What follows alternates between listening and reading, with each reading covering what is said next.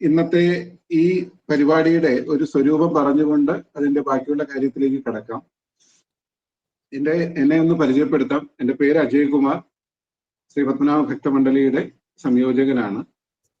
ഇന്നത്തെ ഈ സെമിനാറിന് സ്വാഗതം ശ്രീമതി ഗീത KS ആണ്. പ്രാർത്ഥന ഗീത KS, സ്വാഗതം രഞ്ജന. അതുപോലെ തന്നെ ഇതിന്റെ ഒരു സഞ്ചാലനം നിർവഹിക്കുന്നത് ഞാൻ തന്നെയാണ്. ഇതിന്റെ പിന്നിൽ പ്രവർത്തിക്കുന്നത് വിനോദ് നാരായണനാണ്, സാങ്കേതിക സംയോജനം ചെയ്തുകൊണ്ടിരിക്കുന്നത്. പൂജ്യ സ്വാമിജിയാണ് ആദ്യത്തെ വിഷയം അവതരിപ്പിക്കുന്നത്. ഇതിനിടയിൽ ചില നമ്മുടെ സഹസ്രനാമ സംബന്ധിയായിട്ടുള്ള ചില അനുഭവങ്ങൾ ഒന്ന് രണ്ട് വ്യക്തികളെ പങ്കുവയ്ക്കുന്നുണ്ടാവും. അത് കഴിഞ്ഞിട്ട് ശ്രീകൃഷ്ണൻ ഡോക്ടർ നമ്മളോട് സംസാരിക്കും. ഇതാണ് നമ്മുടെ ഇന്നത്തെ പൂർണ്ണമായിട്ടുള്ള കാര്യക്രമം. പ്രാർത്ഥനയ്ക്കായിട്ട് ഗീതാജിയെ ക്ഷണിക്കുന്നു. ഓം.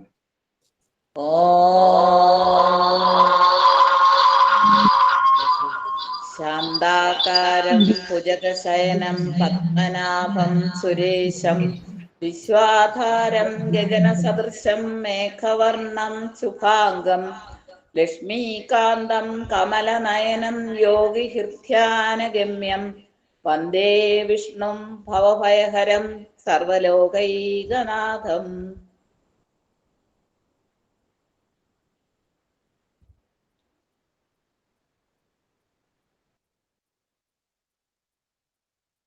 എല്ലാവർക്കും ഒരിക്കൽ കൂടി നമസ്കാരം. സ്വാഗതം ആശംസിക്കുന്നതിലേക്കായിട്ട് രഞ്ജനയെ ക്ഷണിക്കുന്നു. ഹരി ഓം. എല്ലാ സജ്ജനങ്ങൾക്കും എൻ്റെ വിനീത നമസ്കാരം. ഇന്നിവിടെ ഈ ഓൺലൈൻ സെമിനാർ ഉദ്ഘാടനം ചെയ്യുന്നത് ശ്രീ പത്മനാഭസ്വാമി ക്ഷേത്രത്തിലെ ഭരണസമിതി അംഗമായ ബഹുമാന്യനായ അഡ്വക്കേറ്റ് ശ്രീ എ വേലപ്പൻ നായർ അവർകളാണ്. ശ്രീ വേലപ്പൻ നായർ സാറിനെ ശ്രീ പത്മനാഭ ഭക്തമണ്ഡലിയുടെ പേരിൽ ഞാൻ സ്വാഗതം ചെയ്യുന്നു. അടുത്തതായി യജ്ഞാനം ജപയജ്ഞോസ്മി എന്ന വിഷയത്തെക്കുറിച്ച് നമ്മോട് സംസാരിക്കുന്നത് സമ്പോധ് ഫൗണ്ടേഷൻ ആചാര്യൻ പൂജനീയ സ്വാമി അധ്യാത്മാനന്ദ സരസ്വതി ജിയാണ്. സ്വാമിയെ ശ്രീ പത്മനാഭ ഭക്തമണ്ഡലിയുടെ പേരിൽ ഞാൻ സ്വാഗതം ചെയ്യുന്നു. അടുത്തത് വിഷ്ണു സഹസ്രനാമം ശാരീരിക മാനസിക ആരോഗ്യത്തിന് എന്ന വിഷയത്തിൽ ധന്വന്തിരി ആയുർവേദ ഭവനത്തിലെ ഡോക്ടർ എം ശ്രീകൃഷ്ണൻ അവർകൾ നമ്മോട് സംസാരിക്കുന്നതാണ്. ഡോക്ടർ എം ശ്രീകൃഷ്ണൻ സാറിനെ പത്മനാഭ ഭക്തമണ്ഡലിയുടെ പേരിൽ ഞാൻ സ്വാഗതം ചെയ്യുന്നു. അവസാനമായി ഇന്ന് ഈ സെമിനാറിൽ പങ്കെടുക്കുന്ന എല്ലാ സജ്ജനങ്ങളെയും ശ്രീ പത്മനാഭ ഭക്തമണ്ഡലിയുടെ പേരിൽ ഞാൻ സ്വാഗതം ചെയ്യുന്നു. ഹരി ഓം.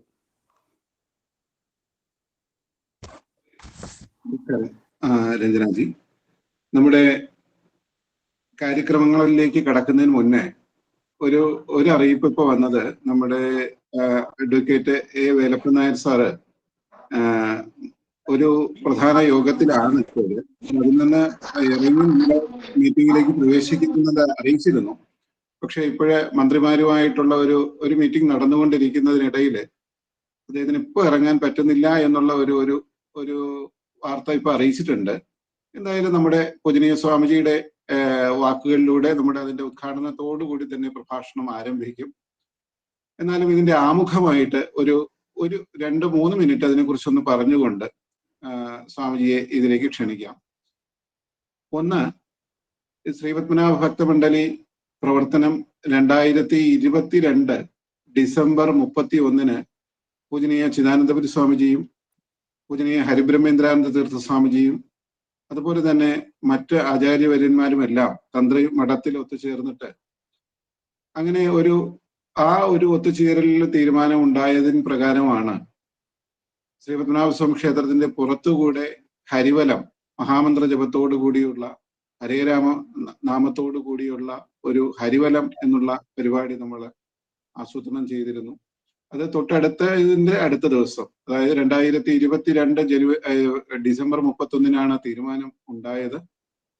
ജനുവരി 2 വൈകുണ്ഠ ഏകാദശിയായിരുന്നു. അന്ന് നമ്മൾ പൂർണ്ണമായിട്ടും 400-ലധികം സന്യാസിവര്യന്മാരും ഭക്തജനങ്ങളും അടങ്ങുന്ന 400-ലധികം ആൾക്കാർ ചേർന്നിട്ട് ഒരു ഹരിവലം എന്നുള്ള നമ്മുടെ ആ പരിപാടി ആരംഭിച്ചു. അതോടൊപ്പം തന്നെ ക്ഷേത്രത്തിനുള്ളിൽ സഹസ്രനാമ ജപം നടന്നു വരികയായിരുന്നു. അത് ക്രമേണ ഞായറാഴ്ചകളിലായി കൂട്ടിക്കൂട്ടി അതങ്ങനെ വന്നു, വ്യാഴാഴ്ചകളിൽ അങ്ങനെ വന്നു. അങ്ങനെ 2024 വിഷു മുതൽ അത് ദിവസവും രാവിലെ 8:30 കുലശേഖര മണ്ഡപത്തിൽ നടക്കുന്ന രീതിയിൽ അത് നമ്മൾ ഇപ്പോൾ 20 കോടി നാമജപം പൂർത്തിയാകുകയാണ് വരുന്ന ശനിയാഴ്ച. അപ്പൊ അതിന്റെ കാര്യക്രമങ്ങൾ നടന്നുകൊണ്ടിരിക്കുന്നു. ഇപ്പോൾ നമ്മുടെ ക്ഷേത്രത്തെ സംബന്ധിച്ച് ഒരു വലിയൊരു ഒരു ദിനം വരുന്നത് മുറജപമാണ്. 6 വർഷം കൂടുമ്പോൾ ഉണ്ടാകുന്ന മുറജപമാണ്. ആ മുറജപം നവംബർ മുതൽ ആരംഭിച്ച് 56 ദിവസം മകരസംക്രാന്തിക്ക് ലക്ഷദീപത്തോടുകൂടി സമാപിക്കും. അപ്പൊ അതിനു മുൻപായിട്ട് നമ്മൾ സഹസ്രനാമം വിശദമായിട്ടൊന്ന് പഠിക്കണം എന്നുള്ള ആഗ്രഹത്തില് ഓൺലൈനായിട്ടും നേരിട്ടും നമ്മുടെ ക്ലാസ്സുകൾ നടക്കുന്നു. പൂജനീയ ചിദാനന്ദപുരി സ്വാമിജിയുടെ ഓഡിയോ ശകലങ്ങള് നമ്മൾ ഗ്രൂപ്പുകളിലൂടെ ഷെയർ ചെയ്യുന്നുണ്ട്. അതുപോലെ തന്നെ ഇവിടെ ക്ഷേത്രത്തിന് സമീപത്ത് നേരിട്ട് തന്നെ 18 ക്ലാസ്സുകളിലൂടെ പൂജനീയ അച്യുത ഭാരതി സ്വാമിയാര് നമുക്ക് ക്ലാസ്സുകൾ എടുക്കുന്നുണ്ട്. അതുപോലെ മറ്റ് ഇത്തരത്തിലുള്ള സെമിനാറുകൾ 10 ദിവസത്തെ പാഠങ്ങൾക്കിടയിൽ ഓരോ ദിവസവും ഓരോ സെമിനാർ എന്നുള്ള രീതിയിൽ നമ്മൾ ചിന്തിച്ചിട്ടുണ്ട്. ആദ്യത്തെ ദിവസം രാമായണവുമായിട്ട് സംബന്ധിയായിട്ടുള്ള സെമിനാർ ആയിരുന്നു ആദ്യം 10 ശ്ലോകങ്ങൾ കഴിഞ്ഞപ്പോൾ ഉണ്ടായത്. രണ്ടാമത്തെ ഇതിന് തൊട്ടു മുന്നേ നടന്ന സെമിനാറുകളും നമ്മൾ പൂർണ്ണമായിട്ടും സഹസ്രനാമത്തിനെ സംബന്ധിച്ചും അതുപോലെ തന്നെ ദിവ്യദേശങ്ങളിൽ ക്ഷേത്രത്തെ സംബന്ധിച്ചിട്ടുള്ള ദിവ്യദേശങ്ങളിൽ നമ്മുടെ ശ്രീ പത്മനാഭസ്വാമി ക്ഷേത്രത്തിന്റെ മഹിമയും കുറിച്ചിട്ടായിരുന്നു. ഇന്ന് നമ്മൾ എത്തി നിൽക്കുന്നത് 3ാമത്തെ സെമിനാറിലാണ്. പൂജനീയ അധ്യാത്മാനന്ദ സ്വാമിജിയെ നമുക്ക് എല്ലാവർക്കും അറിയാം. വളരെ കാലമായിട്ട് നമ്മുടെ കേരളത്തില് വേദാന്ത പ്രചരണ രംഗത്ത് പൂജനീയ സ്വാമിജിയുടെ സാന്നിധ്യം നമ്മളെല്ലാം അറിഞ്ഞ് അനുഭവിച്ചു കൊണ്ടിരിക്കുന്നു. പൂജ്യ സ്വാമിജി ഇപ്പോഴ് സമ്പോധാരണ്യം കൊല്ലത്ത് പെരുമണ്ണിനടുത്തുള്ള ഒരു അതിമനോഹരമായിട്ടുള്ള ഒരു സ്ഥലത്ത് പൂജ്യ സ്വാമിജി സമ്പോധാരണ്യം എന്ന് പറഞ്ഞ രീതിയിൽ അവിടെ ഒരു വലിയൊരു കേന്ദ്രം സ്ഥാപിച്ച് അവിടെ പ്രവർത്തനം നടത്തിക്കൊണ്ടിരിക്കുന്നു. അതോടൊപ്പം തന്നെ കേരളത്തിലും കേരളത്തിന് പുറത്തും ഭാരതത്തിന് പുറത്തും എല്ലാം സ്വാമിജിയുടെ പ്രവർത്തനങ്ങൾ നടന്നുകൊണ്ടേയിരിക്കുന്നുണ്ട്. സമ്പോധ് ഫൗണ്ടേഷനുമായിട്ട് ചേർന്നിട്ടുള്ള പ്രവർത്തനങ്ങളിൽ കേരളത്തിന്റെ മുഖ്യ ആചാര്യനായിട്ടാണ് സ്വാമിജി പ്രവർത്തിക്കുന്നത്. സ്വാമിജി ഈ യജ്ഞാനാം ജപയജ്ഞോസ്മി എന്നുള്ള വിഷയത്തിലാണ് നമ്മളോട് സംസാരിക്കുന്നത്.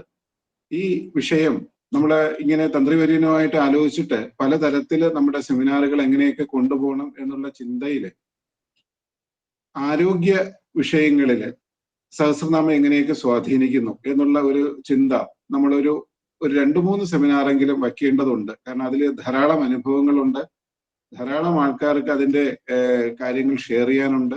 അത് മോഡേൺ മെഡിസിന്റെ രീതിയിലായാലും ശരി, ആയുർവേദത്തിന്റെ തലത്തിലായാലും ശരി, ഇങ്ങനെയുള്ള എല്ലാ മേഖലകളിലും ആധ്യാത്മികമായിട്ടുള്ള കാര്യങ്ങളിലൂടെ ആയാലും ശരി, അതൊക്കെ ഉണ്ട്.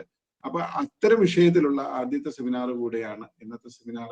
ഇതില് യജ്ഞാനാം ജപയജ്ഞോസ്മി എന്നുള്ള വിഷയത്തെ കുറിച്ച് നമ്മളോട് സംവദിക്കാനായിട്ട് പൂജനീയ അധ്യാത്മാനന്ദ സരസ്വതി സ്വാമിജികളെ സാദരം സാഷ്ടാംഗ പ്രണാമങ്ങളോടെ സ്വാഗതം ചെയ്യുന്നു. ഓം സ്വാമിജി. ഹരി ഓം. ഹരി ഓം.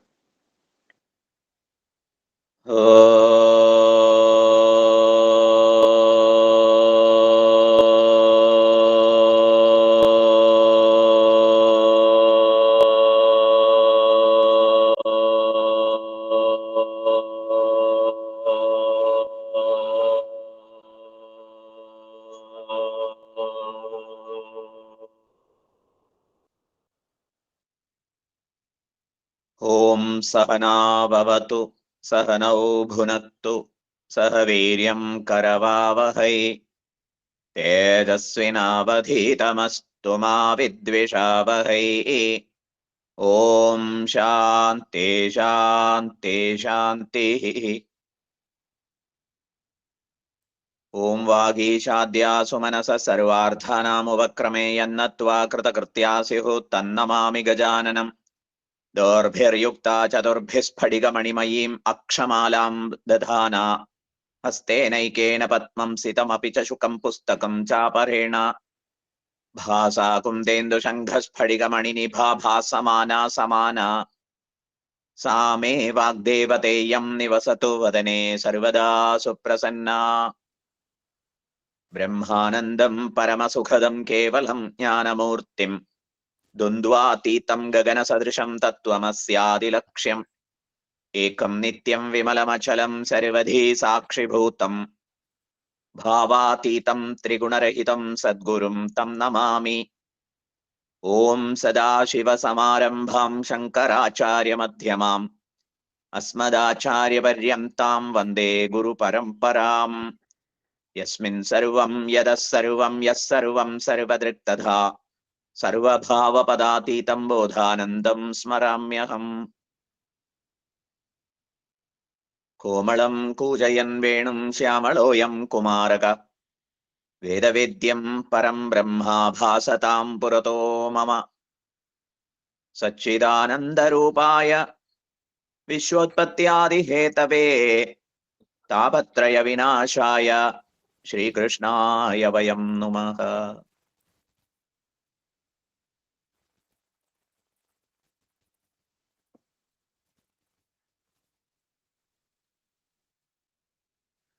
ഹരി ഓം. ആരംഭത്തിൽ തന്നെ ശ്രീ പത്മനാഭ ഭക്ത മണ്ഡലിയുടെ ബഹുമുഖ പ്രവർത്തനങ്ങളെ അഭിനന്ദിക്കട്ടെ. സജിയുടെ നേതൃത്വത്തിൽ ഒട്ടനവധി പേർ നിർദ്ദിഷ്ട പരിപാടികളൊക്കെ വിജയിപ്പിക്കുന്നതിന് വേണ്ടി അശ്രാന്തം പരിശ്രമം ചെയ്യുന്നു. ആ പരിശ്രമങ്ങളെയൊക്കെ വിജയിപ്പിക്കുന്നതിന് ഭക്തജനം വളരെ ഉത്സാഹത്തോടെ മുന്നോട്ട് വരുന്നു. കോടി കണക്കിന് മന്ത്രജപം സാധിച്ചു, സംഭവിച്ചു. ക്ഷേത്രം ഈ പ്രകാരമൊക്കെ സമാജത്തിന് ഉപകാരമാവണം, വളരെ വ്യക്തമായ ലക്ഷ്യബോധത്തോടെ വേണ്ട കാര്യങ്ങളൊക്കെ നിർവഹിച്ചു പോരുന്ന ഭക്തമണ്ഡലിക്ക് അതിന്റെ എല്ലാ പ്രവർത്തകർക്കും ഹൃദയംഗമായ അഭിനന്ദനം നേരുന്നു. ഇന്നിവിടെ നിശ്ചയിക്കപ്പെട്ട പ്രഭാഷണ വിഷയം യജ്ഞാനാം ജപ യജ്ഞോസ്മി എന്നാണ്. ജപ വിഷയത്തിൽ മന്ത്രങ്ങൾ, നാമങ്ങൾ കൂടുതലും വൈദികമാണ്. വൈദിക മന്ത്രങ്ങളെ സംബന്ധിച്ചിടത്തോളം ഹോമാർത്ഥം, ജപാർത്ഥം, മനനാർത്ഥം എന്നിങ്ങനെ മന്ത്രങ്ങളുണ്ട്. അതുപോലെ തന്നെ സാങ്കേതികത്വങ്ങളൊക്കെ വളരെ ലഘുവായ രീതിയിൽ മാത്രം അനുസരിക്കാവുന്ന നാമങ്ങളും ജപത്തിനായിട്ട് നിർദ്ദേശിക്കപ്പെട്ടിട്ടുണ്ട്. ഏത് സാധകരെ സംബന്ധിച്ചിടത്തോളവും സമാരംഭിക്കാവുന്നതും അനുഷ്ഠാനം കൊണ്ട് കൂടുതൽ കൂടുതൽ അനുഗ്രഹം ചൊരിയുന്നതുമായ ഒരു അനുഷ്ഠാനമാണ് ജപം എന്ന കാര്യത്തിൽ സംശയമില്ല. ഭഗവത്ഗീത 10-ാം അധ്യായത്തിൽ അർജുനന്റെ ഒരു ചോദ്യത്തോട് അഥവാ ആവശ്യത്തോട് പ്രതികരിച്ചുകൊണ്ടാണ് ഭഗവാൻ തന്റെ വിഭൂതികളെ വിസ്തരിക്കുന്നത്. അർജുനന്റെ ചോദ്യം വളരെ ശ്രദ്ധേയമാണ്. 9-ാം അധ്യായത്തിൽ ഭഗവാൻ സ്വസ്വരൂപത്തെ പ്രകാശിപ്പിച്ചുകൊണ്ട് പരമരഹസ്യമായ വസ്തുതയെ പങ്കുവെക്കുന്നുണ്ട്. 9-ാം അധ്യായത്തിന്റെ പേര് തന്നെ രാജവിദ്യ, രാജഗുഹ്യ യോഗം എന്നാണല്ലോ. അതനുസരിച്ച് ഈ അധ്യായത്തിൽ വളരെ രഹസ്യമായ കാര്യങ്ങൾ സംവദിക്കുന്നു. 9-ാം അധ്യായത്തിൽ 4, 5, 6 ശ്ലോകങ്ങളിലായിട്ടാണ് പരമരഹസ്യം അനാവരണം ചെയ്യുന്നത് എന്നതാണ് മുഖ്യ നിരീക്ഷണം. ചില ഗീത ആരാധകരെ സംബന്ധിച്ചിടത്തോളം, അല്ലെങ്കിൽ ഭഗവത്ഗീത ആചാര്യന്മാരെ സംബന്ധിച്ചിടത്തോളം, പത്രപുഷ്പ ഫലതോയങ്ങൾ ഏത് എനിക്ക് സമർപ്പിച്ചാലും ഭക്തിയാ സമർപ്പിക്കുന്ന ആ വിഭവങ്ങളെ, അതിന് പിറകിൽ ഉള്ള സമർപ്പണ ബുദ്ധിയെ, ഭക്തിയെ ഞാൻ സ്വീകരിക്കും എന്ന ഭഗവാന്റെ പ്രസ്താവനയാണ് ഏറ്റവും രഹസ്യമായിട്ടുള്ള കാര്യം. ഈ പ്രകാരമൊക്കെ വീക്ഷണങ്ങളുണ്ട്, നിരീക്ഷണങ്ങളുണ്ട്. ജ്ഞാന സംബന്ധിയായ ഉജ്ജ്വല പ്രസ്താവന അത് 4, 5, 6 ശ്ലോകങ്ങളിൽ അനാവൃതമാക്കിയിരിക്കുന്നു. മയാ തതമിദം സർവം ജഗദവ്യക്തമൂർത്തിനാമസ്ഥാനി സർവഭൂതാനി ന ചാഹം തേഷു അവസ്ഥിതഃ ന ച മസ്ഥാനി ഭൂതാനി പശ്യ മേ യോഗമൈശ്വരം ഭൂതഭൃന്ന ച ഭൂതസ്ഥഃ മമാത്മാ ഭൂതഭാവനഃ യഥാകാശസ്ഥിതോ നിത്യം വായു സർവത്ര ഗോ മഹാൻ തഥാ സർവാണി ഭൂതാനി മസ്ഥാനീത്യുപധാരയ. ഈ ശ്ലോകങ്ങളിലൂടെ ഭഗവാന്റെ സർവവ്യാപിത്വം, സർവ ആധാരത്വം, സർവകാരണത്വം, സർവാതീതത്വം, ഈ കാര്യങ്ങളൊക്കെ പ്രകാശിപ്പിച്ചിരിക്കുന്നു. സാരം ഇതാണ്: ഭഗവാൻ എല്ലാറ്റിലും വ്യാപിച്ചിരിക്കുന്നു, ഭഗവാൻ എല്ലാറ്റിനും ആധാരമാണ്, ഭഗവാനിൽ നിന്നാണ് എല്ലാം സംഭവിച്ചത്, ഭഗവാനിൽ നിലനിൽക്കുന്നു, ഭഗവാനിൽ വിലയിക്കുന്നു. ചുരുക്കത്തിൽ ഭഗവാൻ അല്ലാതില്ലൊന്നും. ഈ വസ്തുതയുടെ പശ്ചാത്തലത്തിൽ, ഈ വസ്തുതാ പ്രസ്താവനയുടെ പശ്ചാത്തലത്തിൽ അർജുനൻ പക്ഷെ ചോദിക്കുന്നു, എല്ലാമായി പരിലസിക്കുന്ന, പ്രപഞ്ചമായി പരിലസിക്കുന്ന പ്രഭുവിനെ ആരാധിക്കുന്നതിൽ രാഗദ്വേഷാധിഷ്ഠിത കാലുഷ്യമുള്ള മനോമതികൾക്ക് ബുദ്ധിമുട്ടുണ്ടാവും, വിഷയാകൃഷ്ട ചേതസ്സുകൾക്ക് പ്രയാസമുണ്ടാവും. സാധാരണക്കാര് എന്ന് പൊതുവേ പറയുമല്ലോ, അവരെ സംബന്ധിച്ചിടത്തോളം എല്ലാം ഭഗവാനാണെന്ന് കാണാൻ പ്രയാസമുണ്ടാവും. പ്രപഞ്ചത്തിൽ വിഷയബുദ്ധി തീവ്രമായിട്ടുണ്ടാവുമ്പോൾ ഈശ്വരനാണെന്ന് കാണാൻ ബുദ്ധിമുട്ടാണ്. ഇവരെന്റെ ബന്ധുക്കൾ, ഇവരെനിക്ക് വളരെ വേണ്ടപ്പെട്ടവർ, അവരൊക്കെ എന്റെ ശത്രുക്കൾ എന്നിങ്ങനെയൊക്കെയുള്ള തരംതിരിവിന്റെ പശ്ചാത്തലത്തിൽ എല്ലാം ഈശ്വരൻ എന്ന് എങ്ങനെ എണ്ണും? അതുകൊണ്ട് ആരാധന ചെയ്ത് സമത്വബുദ്ധിയെ ആർജിക്കാൻ, ആസക്തികളെയും ആശ്രയത്വങ്ങളെയും അതിക്രമിക്കാൻ ഉപായം വേണമെന്ന് കുന്തിപുത്രൻ കൊതിക്കുന്നു. അതുകൊണ്ട് നമുക്ക് എല്ലാവർക്കും വേണ്ടി പാർത്ഥനൊരു അർത്ഥന ചെയ്തിരിക്കുന്ന ഒരു ചോദ്യം ചോദിക്കുന്നു. കേഷു കേഷു ച ഭാവേഷു ചിന്ത്യോസി ഭഗവൻ മയാ.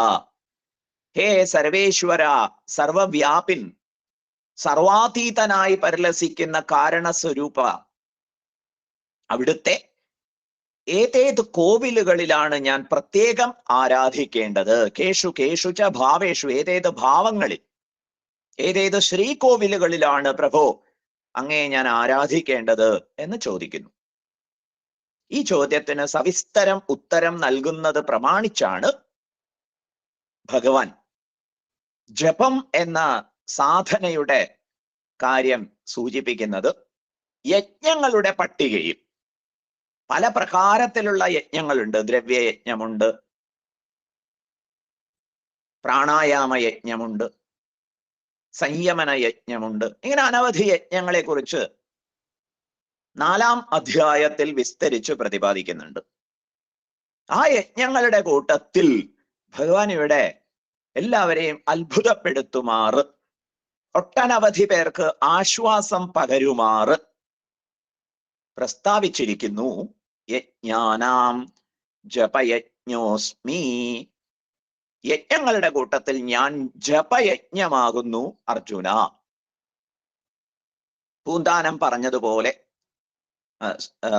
എഴുത്തച്ഛൻ തുഞ്ചത്ത് ആചാര്യൻ പറഞ്ഞതുപോലെ, നാവ് ഒന്നേ വേണ്ടൂ. കേവലം നാവ് എന്ന ഉപാധി മാത്രം മതി നാമം ജപിക്കാൻ. അങ്ങനെ നാമജപയജ്ഞം നിർവഹിക്കുമ്പോൾ മറ്റനവധി യജ്ഞങ്ങളെക്കാൾ ഇത് ശ്രേഷ്ഠമാണ് എന്ന് ഭഗവാൻ പറഞ്ഞത് എത്ര ആശ്വാസകരമായ കാര്യം. ഒരു തരത്തിലുള്ള സാങ്കേതിക തടസ്സങ്ങളും ഉന്നയിക്കാനില്ല നാമജപ സാധനയെ സംബന്ധിച്ചിടത്തോളം. മറ്റുള്ളവർക്ക് ഉപദ്രവമാകുമോ എന്ന് ആശങ്കപ്പെടേണ്ട. കാരണം നാമജപ വിഷയത്തിൽ ഉച്ചമന്ദത ചിത്തജം ജപം എന്ന് അനുവദിച്ചിരിക്കുന്നു. ഉച്ചത്തിൽ ജപിക്കാം, മന്ദമായിട്ട് ജപിക്കാം, ചിത്തത്തിലും ജപിക്കാം. അവിടെ നാവും വേണ്ട ചിത്തജപത്തിൽ. ഇപ്രകാരമൊക്കെ ജപിക്കുന്നത് യജ്ഞം. യജ്ഞം എന്ന് പറഞ്ഞാൽ അഹങ്കാരാർത്ഥമായി ചെയ്യുന്നതിന് പകരം സങ്കുചിതമായി ഞാൻ എന്നുള്ള ഒരു ചിന്ത അത് ദേഹസംബന്ധിയായി, ഇന്ദ്രിയ മനോബുദ്ധി സംബന്ധിയായി, എൻ്റെ പൊസഷൻസും പൊസിഷൻസും, ഞാൻ നേടിയെടുത്ത വിഭവങ്ങളുടെ പശ്ചാത്തലത്തിൽ, അതുപോലെ തന്നെ ഞാൻ നേടിയെടുത്ത കസേരകളുടെ അല്ലെങ്കിൽ അധികാരങ്ങളുടെ ഒക്കെ പശ്ചാത്തലത്തിൽ, അനുയായികളുടെ എണ്ണം പ്രമാണിച്ചൊക്കെ ഞാൻ എന്നെ വിലയിരുത്തി പോകുന്നു. ഞാൻ ഒന്നിനും കൊള്ളില്ല എന്ന് ചിന്തിക്കുന്നതും പലതരത്തിലുള്ള മിഥ്യാഭിമാനങ്ങൾ പുലർത്തുന്നതും ഒക്കെ ഈ വിഷയത്തിൽ അഹന്തയാണ്. പലപ്പോഴും ഞാൻ നിസ്സാരനാണ്, നിസ്സഹായനാണ്, നിസ്സാരയാണ്, നിസ്സഹായയാണ് എന്ന് ചിന്തിക്കുന്നതിനെ വിനയമാണ്, അഹന്തയില്ലായ്മയാണ് എന്ന് വിലയിരുത്തി പോവാറുണ്ട്. പക്ഷെ അതും അഹന്ത തന്നെയാണ്. അഹത്തിന് ഒരു ആകാരം അല്ലെങ്കിൽ ഒരു പരിധി, അഭിമാനിക്കുന്നത്, കൽപ്പിക്കുന്നതും ഒക്കെ അഹന്തയാണ്. അഹങ്കാരം, അഹത്തിന് ആകാരം, ഒരു പരിധി, പരിമിതി, ഇതൊക്കെ കൽപ്പിക്കുന്നതൊക്കെ അഹന്തയാണ്. അത് എത്ര നിസ്സാര തരത്തിലായാലും തലത്തിലായാലും അഥവാ എത്ര വിസ്തൃതമായാലും. ഈ അഹന്തയ്ക്ക് അർപ്പണമായിട്ടാണ് പൊതുവെ എല്ലാ കാര്യങ്ങളും ചെയ്തു പോവുക. പകരം യജ്ഞം എന്ന് പറഞ്ഞാൽ യജ്ഞോ വൈ വിഷ്ണുഹു, യജ്ഞം വിഷ്ണുവാണ്. അപ്പൊ വിഷ്ണു അർത്ഥം ചെയ്യുന്നത്, വീണ്ടും 5-ാം അധ്യായത്തിന്റെ അവസാന ശ്ലോകം, അവിടെ ഭഗവാൻ വളരെ ഗംഭീരമായ ഒരു പ്രസ്താവന നടത്തിയിരിക്കുന്നു. ഭോക്താരം യജ്ഞതപസാം സർവലോകമഹേശ്വരം സുഹൃദം സർവഭൂതാനാം ജ്ഞാത്വാ മാം ശാന്തിമൃച്ഛതി. വാഗർത്ഥം ഓടിച്ചു പറയാം. സകല യജ്ഞകർമ്മങ്ങളുടെയും ഭോക്താവ് ഞാനാണ് എന്ന് ഭഗവാൻ അവകാശപ്പെടുന്നു. തപസ്സുകളുടെയും ഭോക്താവ് ഞാനാണ്. ഭോക്താരം യജ്ഞ തപസാം. ഈ ഞാൻ ആരാകുന്നു? ഭഗവാൻ സ്വയം വ്യക്തമാക്കുകയാണ്. സർവലോകാമഹേശ്വരം, സകല ലോകങ്ങളുടെയും മഹേശ്വരനാണ്. സുഹൃതം സർവഭൂതാനാം, സകല ഭൂതജാലങ്ങളുടെയും സുഹൃത്താണ്. സുഹൃത്ത് എന്ന് പറഞ്ഞാൽ എല്ലാ പ്രകാരത്തിലുള്ള അനുഭവങ്ങളിലും ഒപ്പം നിൽക്കുന്ന തത്വം. അപ്പൊ അവിടെ ഭഗവാൻ അന്തര്യാമി സ്വരൂപനാണ്. അങ്ങനെയുള്ള അന്തര്യാമിക്ക് അർപ്പണമായിട്ട്, സർവവ്യാപിയായ വിഷ്ണുവിന് അർപ്പണമായിട്ട് ചെയ്യുന്ന കർമ്മങ്ങളൊക്കെ യജ്ഞകർമ്മം എന്ന് ലളിതമായി മനസ്സിലാക്കാം. യജ്ഞത്തെക്കുറിച്ച് വളരെ വിസ്തരിച്ച് ഭഗവാൻ 3-ാം അധ്യായത്തിൽ തുടർന്ന് ചില സാങ്കേതിക കാര്യങ്ങൾ 4-ാം അധ്യായത്തിലും 5-ാം അധ്യായത്തിലും ഒക്കെ ആയിട്ട് ഭഗവത്ഗീതയിൽ വർണ്ണിക്കുന്നുണ്ട്. ലളിതമായി നമ്മൾ മനസ്സിലാക്കേണ്ട ഇതാണ്, യജ്ഞം എന്ന് പറഞ്ഞാൽ എനിക്ക് എന്ന സങ്കുചിത അഹന്തയ്ക്ക് വേണ്ടി ചെയ്യുന്നതിന് പകരം അന്തര്യാമിക്ക് അഥവാ സർവവ്യാപിയായ സർവേശ്വരന് ചെയ്യുന്ന കർമ്മം, സർവേശ്വരന് അർപ്പണമായി ചെയ്യുന്ന കർമ്മം, അത് യജ്ഞം. ഇപ്രകാരമുള്ള ഒരു യജ്ഞം കൊണ്ട് എന്താ ഗുണം? അഹങ്കാരത്തിന്റെ എല്ലാ ഭാരങ്ങളെയും അതിക്രമിക്കാൻ സാധിക്കും.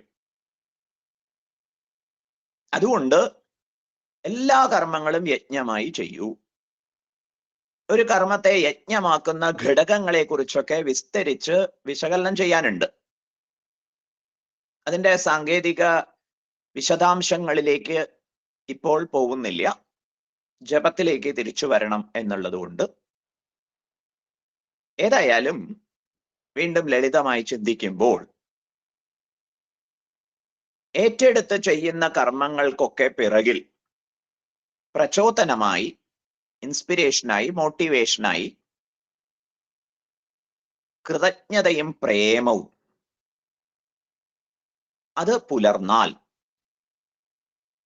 വിത്ത് an attitude of gratitude and love, നന്ദിയോടെ സ്നേഹത്തോടെ കർമ്മങ്ങൾ ചെയ്യുമ്പോൾ, സർവേശ്വരനെ മുൻനിർത്തി നന്ദിയും സ്നേഹവും പുലർത്തിക്കൊണ്ട് കർമ്മം ചെയ്യുമ്പോൾ അത് യജ്ഞമായി എന്ന് തീരുമാനിക്കാം. അതുകൊണ്ട് സങ്കുചിത താതാത്മ്യങ്ങളെയും താല്പര്യങ്ങളെയും അഭിമാനങ്ങളെയും ഒക്കെ ക്രമേണ അതിക്രമിക്കാൻ സാധിക്കും. അതുകൊണ്ട് ഭഗവാൻ ആഹ്വാനം ചെയ്തിരിക്കുന്നു, സകല കർമ്മബന്ധനങ്ങളിൽ നിന്നും മോചിതനാവാൻ യജ്ഞാർത്ഥം കർമ്മം ചെയ്താലും തദർത്ഥം കർമ്മ കൗന്തേയ മുക്തസംഗ സമാചര. യജ്ഞാർത്ഥം കർമ്മം ചെയ്ത് മുക്തനായിട്ട് വിഹരിക്കൂ, വിരാജിക്കൂ എന്ന് ആഹ്വാനം ചെയ്യുന്നു. യജ്ഞവിഷയകമായി വിശദാംശങ്ങളൊന്നും അറിയില്ല എന്ന സങ്കോചം വേണ്ട. 10-ാം അധ്യായത്തിൽ ഭഗവാൻ നമ്മെ ആശ്വസിപ്പിക്കുന്നു, നാമം ജപിക്കാൻ അറിയില്ലേ, ജപിച്ചു തുടങ്ങിക്കോളൂ. നാമം ജപിച്ചു തുടങ്ങിയാൽ നമ്മിൽ ഉണ്ടാകുന്ന മാറ്റങ്ങൾക്കനുസരിച്ച് ചെയ്യുന്ന കർമ്മങ്ങളിലൊക്കെ ഭാവന വ്യത്യാസപ്പെടും. അത്തരത്തിലുള്ള ഭാവനാ വ്യത്യാസങ്ങളെ, സങ്കല്പ വ്യത്യാസങ്ങളെ, ആഗ്രഹങ്ങളിൽ ഉണ്ടാകുന്ന വ്യത്യാസങ്ങളെ ഒന്നും നിഷേധിക്കേണ്ട കാര്യമില്ല. അതൊക്കെ പ്രയോജനപ്പെടുത്തിക്കൊള്ളണം. നാമജപം എന്നുള്ളത് ഒരു തുടക്കമാണ്. പോകെ പോകെ സകല കർമ്മ ആവേശങ്ങളും ഉപശമിക്കുമ്പോഴും നാമജപം തന്നെ അവശേഷിക്കുന്നു. അതുകൊണ്ട് ഭഗവാൻ പറയുന്നു, യജ്ഞാനാം ജപയജ്ഞോസ്മി. ഇത് ഭക്തജനതയെ സംബന്ധിച്ചിടത്തോളം വളരെ ആശ്വാസകരമായ ആദേശമാണ്, നിർദ്ദേശമാണ്, ഉപദേശമാണ്, സന്ദേശമാണ്. പ്രയോജനപ്പെടുത്താൻ സാധിക്കട്ടെ. വിവിധ സാധനകളെ കുറിച്ചൊന്നും അറിയില്ല എന്നുള്ള ആശങ്കകളൊക്കെ ഒഴിവാക്കി നാമം ജപിക്കാം. സമാരാധ്യനായ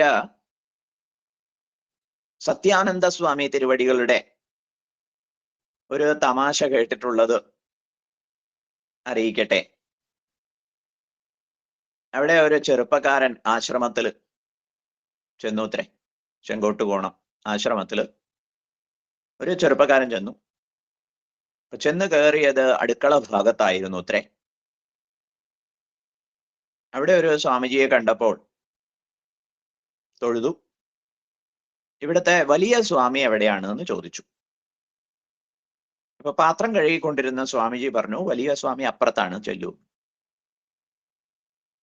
അല്ല, അങ്ങനെ പറയുന്നതിന് മുമ്പ് എന്തേ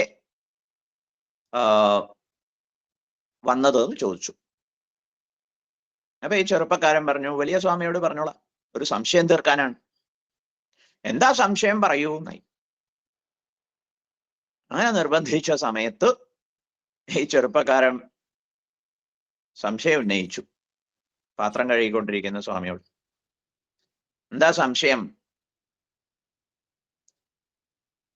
മന്ത്രജപത്തിന് ഫലമുണ്ടോ? ഇത് കേട്ടതും സ്വാമിജി ഗെറ്റ് ഔട്ട് എന്ന് അലറി വിളിച്ചു. അതോടുകൂടി ചെറുപ്പക്കാരൻ ഭയന്ന് ഓടി. ഇങ്ങനെ ഓടിക്കൊണ്ടിരിക്കുന്ന ചെറുപ്പക്കാരന്റെ പിറകില് ചില ബ്രഹ്മചാരി ശിഷ്യന്മാർ ഓടിച്ചെന്നു അത്രേ. എന്നിട്ട് അദ്ദേഹത്തെ ആശ്വസിപ്പിച്ച് മുൻഭാഗത്തേക്ക് കൊണ്ടുവന്നു. അപ്പൊ ചെറുപ്പക്കാരൻ വിചാരിച്ചു പിറകിലുള്ള സ്വാമിജിക്ക് ചിലപ്പോ എന്തെങ്കിലുമൊക്കെ മാനസിക അസ്വസ്ഥതയൊക്കെ ഉണ്ടായിരിക്കും, അതുകൊണ്ടാണ് ഇങ്ങനെ പൊട്ടിത്തെറിച്ചത്. ഏതായാലും വലിയ സ്വാമി സംശയം തീർത്തു തരും.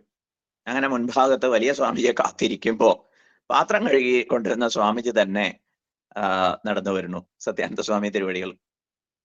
അപ്പൊ ഈ ചെറുപ്പക്കാരൻ ഭയന്ന് ചാടി എണീക്കാൻ നോക്കി. ആ സമയത്ത് സ്വാമിജി വളരെ വാത്സല്യത്തോടെ അയാളോട് ഇരിക്കാൻ പറഞ്ഞു. എന്നിട്ട് ചോദിച്ചു, സംശയം ഉത്തരം കിട്ടിയില്ലേ? എന്താ സംശയം? ജപത്തിന് ഫലമുണ്ടോ?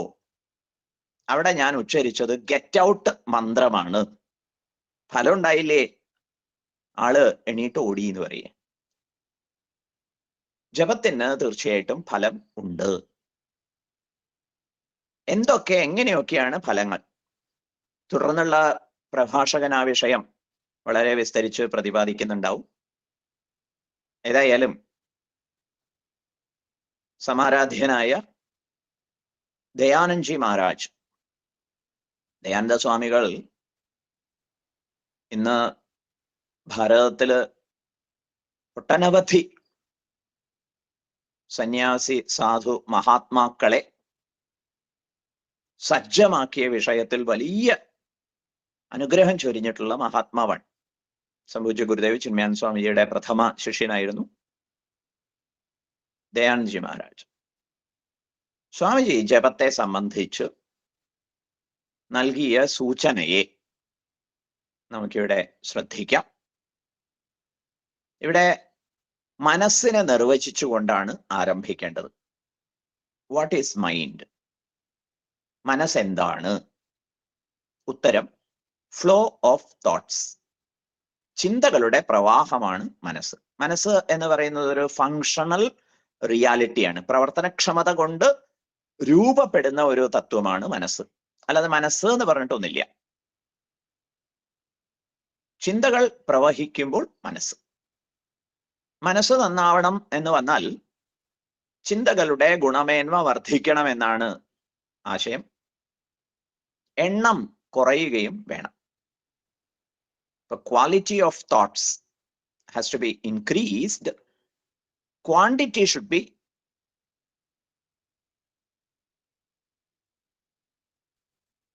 ഗുണമേന്മ വർദ്ധിക്കണം, എണ്ണം കുറച്ച് കൊണ്ടുവരികയും ചെയ്യണം, റെഡ്യൂസ് ചെയ്യണം. ഇത് സാധിക്കുമോ? നാമജപം കൊണ്ട് അത് സാധിക്കും എന്നാണ് സംഭൂജ്യ ദയാനന്ദ്ജി മഹാരാജ് അറിയിക്കുന്നത്. ചിന്തകളുടെ പ്രവാഹമാണ് മനസ്സ് എന്ന് പറഞ്ഞുല്ലോ. നാം ചിന്തിക്കുമ്പോൾ എന്ത് ചെയ്യുന്നു? മനസ്സിരുത്തി ആലോചിച്ചാൽ നാം ചിന്തിക്കുമ്പോൾ മൗനമായി വാക്കുകൾ നിരത്തുകയാണ് ചെയ്യുന്നത്. സംസാരം എന്ന് പറയുന്നത് ഉച്ചത്തിൽ ചിന്തിക്കലാകുന്നു. ചിന്ത എന്ന് പറയുന്നത് മൗനമായി സംസാരിക്കലാകുന്നു. സൗകര്യം പോലെ ഇത് ആലോചിച്ച് ഉറപ്പിക്കണേ. ചിന്ത എന്നത് മൗനമായ സംസാരമാണ്. സംസാരം എന്നത് ഉച്ചത്തിലുള്ള മൗനമാണ്. രണ്ടിടത്തും സംഭവിക്കുന്നത് വാക്കുകൾ നിരത്തി വെക്കുക എന്നതാണ്. ശ്രദ്ധിക്കുക, നാം ചിന്തിക്കുമ്പോൾ വാക്കുകൾ നിരത്തി വെക്കുന്നു. സംസാരിക്കുമ്പോഴും വാക്കുകൾ ഒന്നിനു പിറകെ ഒന്നായിട്ട് അവതരിപ്പിക്കുന്നു. മനസ്സ് ശാന്തമാവണമെങ്കിൽ വാക്കുകൾ ഇങ്ങനെ ഉയർന്ന് വന്ന്, അതാണ് ചിന്തകളായിട്ട് മനസ്സിൽ ഒട്ടനവധി വാക്കുകൾ. ഈ കൺസ്ട്രക്ഷനെ ഈ ഒരു നിർമ്മാണ പ്രവർത്തനത്തെ അതിൽ ഇടപെടാൻ സാധിച്ചാൽ മനസ്സിന്റെ ശാന്തി ഉറപ്പാക്കാൻ കഴിയും. ജപ വിഷയത്തിൽ എന്താ സംഭവിക്കുന്നത്? ഒപ്പം തന്നെ മനസ്സിന്റെ കൺസ്ട്രക്ഷനെ കുറിച്ച് 2 നിരീക്ഷണങ്ങൾ മനസ്സിലാക്കാം. ഒന്നാമത്തെ നിരീക്ഷണം, ഒരു ചിന്ത, അതിനോട് ബന്ധമുള്ള അടുത്ത ചിന്ത, അതിനോട് ബന്ധമുള്ള അടുത്ത ചിന്ത, ഈ പ്രകാരം ട്രെയിനിന്റെ ബോഗികൾ ഘടിപ്പിച്ച് പോകും പോലെ അങ്ങനെയാണ് നാം ചിന്തിക്കാറ്. ഇത് ചിന്തയെ സംബന്ധിക്കുന്ന അല്ലെങ്കിൽ മനസ്സിന്റെ ആ ഒരു പ്രകൃതത്തെ സംബന്ധിക്കുന്ന ഒന്നാമത്തെ നിരീക്ഷണം. അപ്പൊ അവിടെ ഒന്നാമത്തെ ചിന്തയും അവസാനത്തെ ചിന്തയും തമ്മിൽ ഡയറക്റ്റ് കണക്ഷൻ ഒരുപക്ഷെ കണ്ടെന്ന് വരില്ല. എൻറ്റയർലി ഡിഫറൻറ്റ് ആവാനും തികച്ചും വ്യത്യസ്തമാവാനും സാധ്യതയുണ്ട്. മറ്റൊരു ചിന്താശൈലി എന്ന് പറയുന്നത് ഒന്നിനെ ചുറ്റിപ്പറ്റി തന്നെ കൺസ്ട്രക്ട് ചെയ്ത് പോകുന്നു. അങ്ങനെ ഒരു പ്രകാരം അവിടെ ഒരു ചിന്ത തന്നെയാണ് അവസാനത്തെ ചിന്തയും. അത് തമ്മിൽ ഡയറക്ട്ലി കണക്റ്റഡ് ആണ്. ഈ 2 ചിന്താ സംഘടിതാവസ്ഥയെയും ഇടപെട്ട് താരതമ്യേന നിശബ്ദമാക്കാൻ ജപസാധന കൊണ്ട് സാധിക്കും.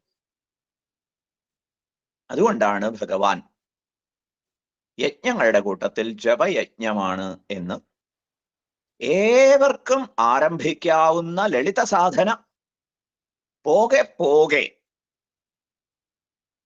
മനസ്സിന്റെ ശുദ്ധിയുടെ വിഷയത്തിലായാലും ശരി, മൗനത്തിന്റെ വിഷയത്തിലായാലും ശരി, ശാന്തിയുടെ വിഷയത്തിലായാലും ശരി, വളരെയേറെ സഹായിച്ച് അനുഗ്രഹിക്കുന്ന സാധന. അതുകൊണ്ട് നാമജപത്തെ യജ്ഞപട്ടികയിൽ പെടുത്തിയിരിക്കുന്നു. ഉത്തമമെന്ന് ഭഗവാന്റെ വിഭൂതിയാണ് നാമജപം. യജ്ഞാനാം ജപയജ്ഞോസ്മി, യജ്ഞങ്ങളുടെ കൂട്ടത്തിൽ ഭഗവാൻ നാമയജ്ഞമാകുന്നു. ജപയജ്ഞ അഹമസ്മി, ജപയജ്ഞ ഞാനാണ് എന്ന് ഭഗവാൻ സമ്മതിപത്രം നൽകിയിരിക്കുന്നു. നാമജപത്തിന്റെ സ്റ്റേറ്റസ് അത് ഏറ്റവും ഉന്നതിയിൽ പ്രതിഷ്ഠിച്ചിരിക്കുന്നു. അതുകൊണ്ട് നമുക്ക് നാമം ജപിക്കാം. നാമം ജപിക്കുമ്പോൾ എന്താ സംഭവിക്കുക? എങ്ങനെയാ നാമം ജപിക്കേണ്ടത്? ആചാര്യന്മാർ ഉപദേശിക്കും. ഒരു നാമം ജപിച്ച് ചെറിയൊരു ഇടവേള അനുവദിക്കണം, എന്നിട്ട് അടുത്ത നാമം. ഓം വിഷ്ണവേ നമഃ, ഓം വഷട്കാരായ നമഃ. ഒരു നാമം കഴിഞ്ഞ് ചെറിയ ഒരു ഇടവേള ഉണ്ടാവട്ടെ, അടുത്ത നാമം. ഒരു വാക്ക് നിരത്തും പോലെയാണ് നാമം ജപിക്കുന്നത്. ആ വാക്ക് നിലനിൽക്കുമ്പോൾ പല പ്രകാരത്തിൽ ചിന്തിച്ചു പോകാൻ സാധിക്കില്ല. കാരണം ചിന്തിക്കണമെങ്കിൽ വാക്ക് നിരത്തണം. ചെറിയൊരു ഇടവേളയ്ക്ക് ശേഷം വീണ്ടും അതേ നാമം ആവർത്തിക്കുമ്പോൾ മനസ്സിന് മറ്റൊരു പ്രകാരത്തിൽ ഫങ്ഷൻ ചെയ്യാൻ പറ്റില്ല, പ്രവർത്തനക്ഷമമാവാൻ പറ്റില്ല. അതുകൊണ്ട് ജാഗ്രതയോടെ നാമം ജപിക്കുന്നവരുടെ മനസ്സ് ചിന്താ കാലുഷ്യം ക്രമേണ അകന്ന് ശാന്തമാവും എന്ന കാര്യത്തിൽ സംശയമില്ല. 2 കൺസ്ട്രക്ഷനെ സംബന്ധിച്ചു ഒരു ട്രെയിൻ ടൈപ്പ് കൺസ്ട്രക്ഷൻ പറഞ്ഞല്ലോ. ഒന്നാമത്തെ ചിന്ത, അതുപോലെ തന്നെ അതുമായിട്ട് ബന്ധപ്പെട്ട 2ാമത്തെ ചിന്ത, 3ാമത്തെ ചിന്ത. പക്ഷേ 1ാമത്തെ ചിന്തയും 6ാമത്തെ ചിന്തയും തമ്മിൽ ബന്ധമില്ല. അങ്ങനെ പലപ്പോഴും നമ്മൾ അങ്ങനെയാണ് ചിന്തിച്ചു പോവാറ്. മറ്റു സമയത്താകട്ടെ ഏതെങ്കിലും ഒരു ചിന്തയിൽ കുരുങ്ങി അതിലിങ്ങനെ ഒരു ചുഴി പോലെ ചിന്തിക്കുന്നു. ഈ 2 പ്രകാരമുള്ള ചിന്താശല്യങ്ങളെയും ചിന്താഭാരങ്ങളെയും അതിക്രമിക്കാൻ നാമജപം സഹായിക്കും. എല്ലാ ചിന്തകളും അഭിമാന സംബന്ധികളാണ്, രാഗദ്വേഷ സംബന്ധികളാണ്. ഇഷ്ടാനിഷ്ടങ്ങളെ സംബന്ധിച്ചാണ് നാം ചിന്തിക്കുക. അഭിമാന സംബന്ധിയായിട്ട് നാം പലതരത്തിലുള്ള അഭിമാനങ്ങൾ പുലർത്തുന്നുണ്ട്. അച്ഛനാണ്, മകനാണ്, അമ്മയാണ്, ഭാര്യയാണ്, ജ്യേഷ്ഠത്തിയാണ്, അമ്മാവനാണ്, സഹോദരനാണ്. ഈ അഭിമാന സംബന്ധിയായ ചിന്തകളാണ് പുലർത്തുക. ഇങ്ങനെയുള്ള ചിന്തകളെയൊക്കെ നിശബ്ദമാക്കാൻ, വാക്കുകൾ നിരത്താൻ അവസരം നൽകാതെ ഇടവേളകൾ അനുവദിച്ചുകൊണ്ട് ജപിക്കുന്നിടത്ത് ആ ഇടവേള, ഇടനാഴി വലിയൊരു അനുഗ്രഹമായി മാറും. ഓംകാരത്തെ സംബന്ധിക്കുന്ന വിശകലനത്തിൽ നിശബ്ദതയെ മാത്രയായിട്ട് നിർദ്ദേശിച്ചിട്ടുണ്ട്. അതുകൊണ്ട് ഓംകാരത്തിൽ 4 മാത്രയുണ്ട് എന്നാണ്. മാത്ര എന്ന് പറഞ്ഞാൽ ഒരക്ഷരം ഉച്ചരിക്കാൻ ഉപയോഗിക്കുന്ന സമയം. ആ, ഉ, മ 3 മാത്രം പ്ലസ് നിശബ്ദത. ഈ നിശബ്ദതയ്ക്ക് വളരെയേറെ പ്രാധാന്യമുണ്ട്. ഓംകാരത്തെ വിശകലനം ചെയ്യുമ്പോൾ അത് ആചാര്യന്മാർ വ്യക്തമാക്കും. വളരെ പ്രാധാന്യമുണ്ട്. അതുകൊണ്ട് നമ്മുടെ നാമജപത്തിൽ ഈ വിഷയം ശ്രദ്ധിക്കാം. ഓം നമഃ ശിവായ. ഓം നമഃ ശിവായ. ഓം നമോ നാരായണായ. ഓം നമോ നാരായണായ. ഇടവേള അനുവദിക്കാം. ഹരേ രാമ ഹരേ രാമ രാമ രാമ ഹരേ ഹരേ ഹരേ കൃഷ്ണ കൃഷ്ണ കൃഷ്ണ ഹരേ ഹരേ. ഇടവേള അനുവദിക്കാം. ആ നിശബ്ദതയിൽ ചിന്തിക്കാൻ വാക്കുകളില്ലാത്തതുകൊണ്ട് മനസ്സ് ശാന്തമാവും. ഈ ഒരു ജപസാധനാശീലം സമയനിഷ്ഠ പാലിച്ചു ചെയ്താൽ വളരെ ഉത്തമമായി. സാധിക്കുമ്പോഴൊക്കെ ചെയ്യാമെന്ന് തീരുമാനിക്കുന്നതും നല്ല തുടക്കമാണ്. ഇങ്ങനെ ഭഗവത്ഗീത എന്ന മോക്ഷഗ്രന്ഥത്തിൽ ഭഗവാൻ ജപയജ്ഞ സാധനയ്ക്ക് നൽകിയിട്ടുള്ള ഒരു അംഗീകാരം എല്ലാ സാധകർക്കും വലിയ ഉപകാരമായിരിക്കുന്നു. അതുകൊണ്ട്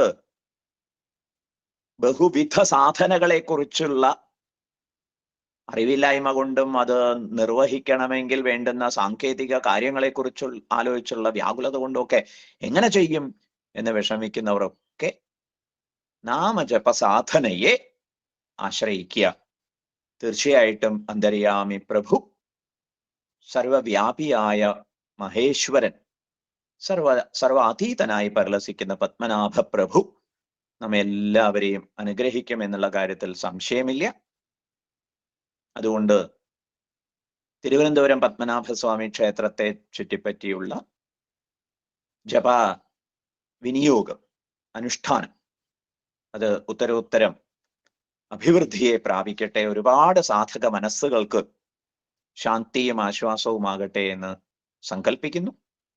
ഒപ്പം തന്നെ ലബ്ധാവസരം ഉപയോഗിച്ച്, ഇന്നത്തെ സാങ്കേതിക സൗകര്യങ്ങൾ ഉപയോഗിച്ച് ഇതുപോലുള്ള ഓൺലൈൻ സെമിനാറുകളും മറ്റുമൊക്കെ സംഘടിപ്പിക്കുന്നതും അത്യന്തം ഉചിതമായ ആരാധനയാണ്, സപര്യയാണ്, പൂജയാണ്. ഭഗവാൻ ഏവരിലും പ്രസാദിക്കട്ടെ എന്നും ആശംസിക്കുന്നു. പ്രഭാഷണത്തിന് ക്ഷണിച്ച സംഘാടകരോടുള്ള കൃതജ്ഞത പ്രകാശിപ്പിച്ചുകൊണ്ടും ശ്രോതാക്കളായി എത്തിയിട്ടുള്ള എല്ലാവരുടെയും ഉള്ളിൽ അന്തര്യാമിയായി പരിലസിക്കുന്ന പത്മനാഭ പ്രഭുവിന് പ്രണാമം അർപ്പിച്ചുകൊണ്ടും വിരമിക്കുന്നു. ഹരി ഓം.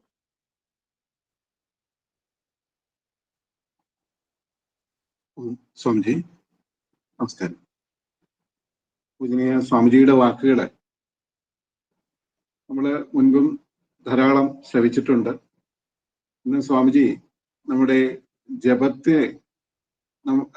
ജപത്തിനെ വാക്കുകളിലൂടെ ഒരു ധ്യാനാവസ്ഥയിലേക്ക് കൊണ്ടുപോയി നമുക്ക് ജപത്തിന്റെ മഹിമ സ്വാമിജി നമുക്ക് വളരെ വ്യക്തമാക്കി തന്നു. ഓരോ വാക്കുകൾക്കും ഇടയിൽ കൊടുക്കേണ്ട ആ ഒരു സമയ ദൈർഘ്യം, അത് എത്രത്തോളം നമ്മളെ സ്വാധീനിക്കുന്നു.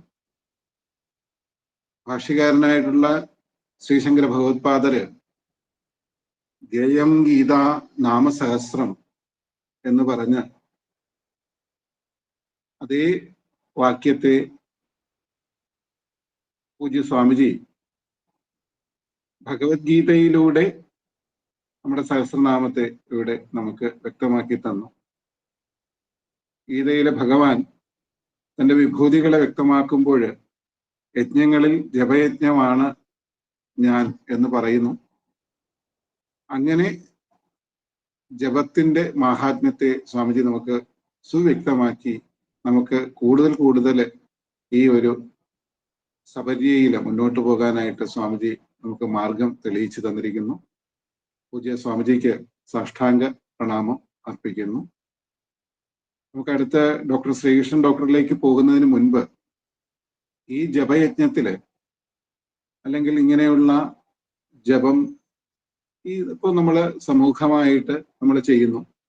അല്ലാതെ തന്നെ പലരും അവരുടേതായ രീതിയിൽ നാമജപാദികള് ശീലിച്ചു വരുന്നുണ്ട്. ഇപ്പോ രണ്ട് വ്യക്തികൾ തങ്ങളുടെ ജീവിതത്തിലെ നാമജപം കൊണ്ട് ഉണ്ടായ പരിവർത്തനം അല്ലെങ്കിൽ ഗുണം അതിനെ കുറിച്ചിട്ട് ഒന്ന് സൂചിപ്പിക്കും. അതില് ആദ്യമായിട്ട് നമ്മളോട് സംവദിക്കുന്നത് ശ്രീ ഡോക്ടർ ജയറാം നായരാണ്. അദ്ദേഹം റിസർവ് ബാങ്ക് ഓഫ് ഇന്ത്യയിലെ ഒരു ഡെപ്യൂട്ടി ജനറൽ മാനേജറായിട്ട് അവസാനം ഡെപ്യൂട്ടി ജനറൽ മാനേജറായിട്ട് 17 വർഷം പ്രവർത്തിച്ചു. ശേഷം അദ്ദേഹം സെൻട്രൽ ബാങ്ക് ഓഫ് ഒമാനിലെ അവിടുത്തെ കോളേജിന്റെ ഡയറക്ടറായിരുന്നു. ധനലക്ഷ്മി ബാങ്കിന്റെ ബോർഡ് ഓഫ് ഡയറക്ടേഴ്സിന്റെ അതിന്റെ ചെയർമാൻ ആയിരുന്നു. TKM എഞ്ചിനീയറിംഗ് കോളേജിന്റെ ഡയറക്ടറായിരുന്നു. ഇങ്ങനെയെല്ലാം ഉന്നത നിലകളിൽ പ്രവർത്തിച്ച് അദ്ദേഹം ഇപ്പോഴും നമ്മുടെ ശ്രീപത്മനാഭ ഭക്തമണ്ഡലിയോടൊപ്പം ഒരു ഭക്തനായിട്ട് എന്നും എന്ത് കാര്യത്തിനും സേവാകാര്യങ്ങളിൽ വെള്ളം കൊടുക്കാനായാലും എല്ലാ പ്രവർത്തനങ്ങളിലും സജീവമായിട്ട് നമ്മളോടൊപ്പം പത്മനാഭസ്വാമി ക്ഷേത്രത്തിലുണ്ട്. അദ്ദേഹം ധാരാളം അനുഭവങ്ങൾ, അദ്ദേഹത്തിന് ഈ നാമജപത്തിലൂടെ ഉണ്ടായ അനുഭവങ്ങൾ അദ്ദേഹം നമ്മളോട് പലപ്പോഴും അവിടെ സൂചിപ്പിക്കാറുണ്ട്. ഇന്നത്തെ സഭയില് അദ്ദേഹത്തിന്റെ ആ നാമജപ മഹാത്മ്യത്തിൽ അദ്ദേഹത്തിനുണ്ടായ 1-2 അനുഭവങ്ങൾ നമുക്ക് നമ്മുടെ അടുത്ത തലമുറയ്ക്കും പ്രയോജനപ്പെടണം എന്നുള്ള ലക്ഷ്യത്തെ വെച്ചുകൊണ്ട് സൂചിപ്പിക്കാനായിട്ട് നമ്മൾ അദ്ദേഹത്തോട് അഭ്യർത്ഥിക്കുന്നു. ജയറാം സാർ, നമസ്കാരം. നമസ്കാരം. ഹരി ഓം. ഞാന് 1979 മുതൽ ഏകദേശം 43 വർഷം വർക്ക് ചെയ്തു. അത് കഴിഞ്ഞ് റിട്ടയർ ചെയ്ത് 2022 എല്ലാം മതിയാക്കി വീട്ടിലിരുന്ന് തുടങ്ങിയപ്പോൾ ഒരു വിഡ്രോയൽ സിംറ്റംസ് എനിക്ക് ഉള്ളിലുണ്ടായി എന്ന് എനിക്ക് തന്നെ തോന്നി. ഒരു ഫീലിംഗ് ഓഫ് നെഗറ്റിവിറ്റി. ഓഫീസ് പോയി, വർക്ക് കുറഞ്ഞു, ഫോൺ കോൾ കുറഞ്ഞു, വാട്സാപ്പ് മെസ്സേജസ് ഗുഡ് മോർണിംഗിൽ ഒതുങ്ങി, അങ്ങനെ ഒരു ഫീലിംഗ്, ഡിപ്രസ്ഡ് ഡിസ്ഗസ്റ്റിംഗ് ഫീലിങ്സ് എനിക്ക് തന്നെ തോന്നി. അപ്പൊ അങ്ങനെ ഇരിക്കുമ്പോൾ എൻ്റെ വൈഫും എൻ്റെ ഒരു ബന്ധുവും സജസ്റ്റ് ചെയ്തു that I should be looking towards God. അങ്ങനെ ഞാൻ വിഷ്ണു സഹസ്രനാമം പഠിക്കണം എന്ന് എനിക്ക് തോന്നി. സജഷൻ വന്നിട്ട് തോന്നിയതാണ്. അങ്ങനെ ഞാൻ വിഷ്ണു സഹസ്രനാമം 22 മുതൽ എല്ലാ ദിവസവും രാവിലെ പഠിക്കുവാൻ തുടങ്ങി. കേട്ടിട്ടുണ്ട്, നേരത്തെ പഠിക്കുവാൻ ശ്രമിച്ചിട്ടുണ്ട്. പക്ഷെ ഇപ്പൊ ഞാൻ വളരെ ഡീപ്പായിട്ട് അതിന്റെ മീനിങ്സും എല്ലാം 22 മുതൽ എഴുതിയെടുത്ത് പഠിക്കുവാൻ തുടങ്ങി. അത് കഴിഞ്ഞിട്ട് ഈ വർഷം ആദ്യമാണ് ഞാൻ പത്മനാഭസ്വാമി ക്ഷേത്രത്തിൽ ഒരു ദിവസം തൊഴാൻ വന്നപ്പോൾ അവിടെ നാമജപം കേട്ടിട്ട് അവിടെ മണ്ഡപത്തിൽ കയറുവാനുള്ള അനുവാദം വാങ്ങിച്ചു. അന്ന് മുതൽ ഞാൻ എന്തെങ്കിലും അത്യാവശ്യമില്ലെങ്കിൽ ഞാൻ അവിടെ വരും. 3 പ്രാവശ്യവും ചൊല്ലാൻ ശ്രമിക്കും. ഒക്കുമെങ്കിൽ വ്യാഴാഴ്ചയും ഞായറാഴ്ചയും ഒക്കെ ഒക്കുമെങ്കിൽ 5 പ്രാവശ്യം ചൊല്ലാൻ ശ്രമിക്കും. ഞാൻ എന്നും അനുഭവിക്കുന്ന ഒരു peace of mind, zero worry എന്ന് ഞാൻ വിളിക്കും. അവിടെ മണ്ഡപത്തിൽ വന്ന് തൊട്ട് തൊഴുത് അകത്ത് കയറി കഴിഞ്ഞാൽ വറിയൊന്നുമില്ല. കാര്യം വെച്ചാൽ ഒന്നും ഓർക്കുന്നില്ല, ഭഗവാനെ മാത്രം ഓർക്കുന്നു. ഭഗവാനുമായിട്ടൊരു ഫ്രണ്ടിനോട് സംസാരിക്കുന്ന കണക്ക് കുറച്ച് ഫുൾ ഓഫ് പ്രൈസസ്. കണക്ഷൻസ് ഒന്നുമില്ല, കോൺട്രാക്ട് ഒന്നുമില്ല, കോൺട്രാക്ട്സ് ഒന്നുമില്ല. Psychological contract only with my lord. ഞാൻ അങ്ങയെ വർഷിപ്പ് ചെയ്യും, പ്രൈസ് ചെയ്യും, 1000 names. എനിക്കതിൻ്റെ എല്ലാ അർത്ഥങ്ങളും എന്നും ഓർമ്മയിരിക്കത്തില്ല. ഞാനിത് എത്രയോ നാളായിട്ട് പഠിച്ചിട്ട് പോലും എനിക്കെന്നും, പക്ഷെ എങ്കിലും എനിക്ക് പലപ്പോഴും ഇത് കേൾക്കുമ്പോഴും ആ സത്സംഗം ഉണ്ടല്ലോ, അവിടെ വന്ന് ഒരുമിച്ച് എല്ലാവരും കൂടെ ചെല്ലുമ്പോൾ എനിക്കൊരു എനർജി കിട്ടും. ഉള്ളിൽ ആ എനർജിയാണ് എന്നെ വളരെ ഹാപ്പി ആക്കുന്നത്. ഓംകാരത്തിന്റെ കാര്യം സ്വാമി പറഞ്ഞു.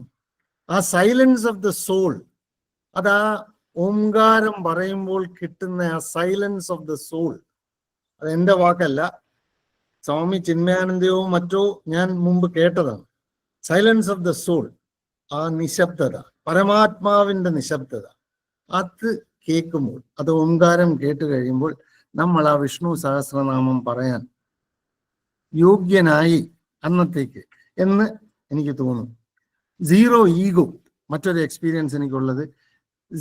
ഈഗോ കുറയ്ക്കാൻ ഞാൻ നേരത്തെ തന്നെ കോൺഷ്യസ് ആയിട്ട് ശ്രമിച്ചിട്ടുണ്ടെങ്കിലും സാധിച്ചിട്ടില്ല. പക്ഷെ ഇവിടെ സത്സംഗത്തിൽ വന്ന് ചേർന്നതിന് ശേഷം പാവിരിക്കുന്നതായാലും എന്ത് ചെയ്യുന്നതിലായാലും ഒരു കളക്റ്റീവ് എഫർട്ട്, അവിടെ ഈഗോയ്ക്ക് സ്ഥാനമില്ല എന്ന് എനിക്ക് തോന്നിയിട്ടുണ്ട്.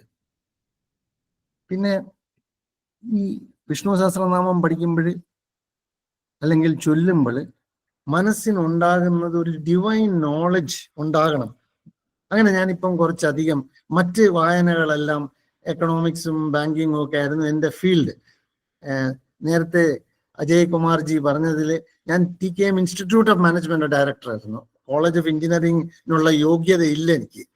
അപ്പൊ ഞാൻ TKM ഇൻസ്റ്റിറ്റ്യൂട്ട് ഓഫ് മാനേജ്മെന്റിന്റെ ഡയറക്ടർ ആയിരിക്കുമ്പോൾ മാനേജ്മെന്റിൽ ഒരുപാട് സ്റ്റഡീസ്, എന്നിട്ട് യൂണിവേഴ്സിറ്റി ഓഫ് സ്ട്രാറ്റ്ലർഡ് UK മാനേജ്മെന്റും പഠിപ്പിച്ചിട്ടുണ്ട്.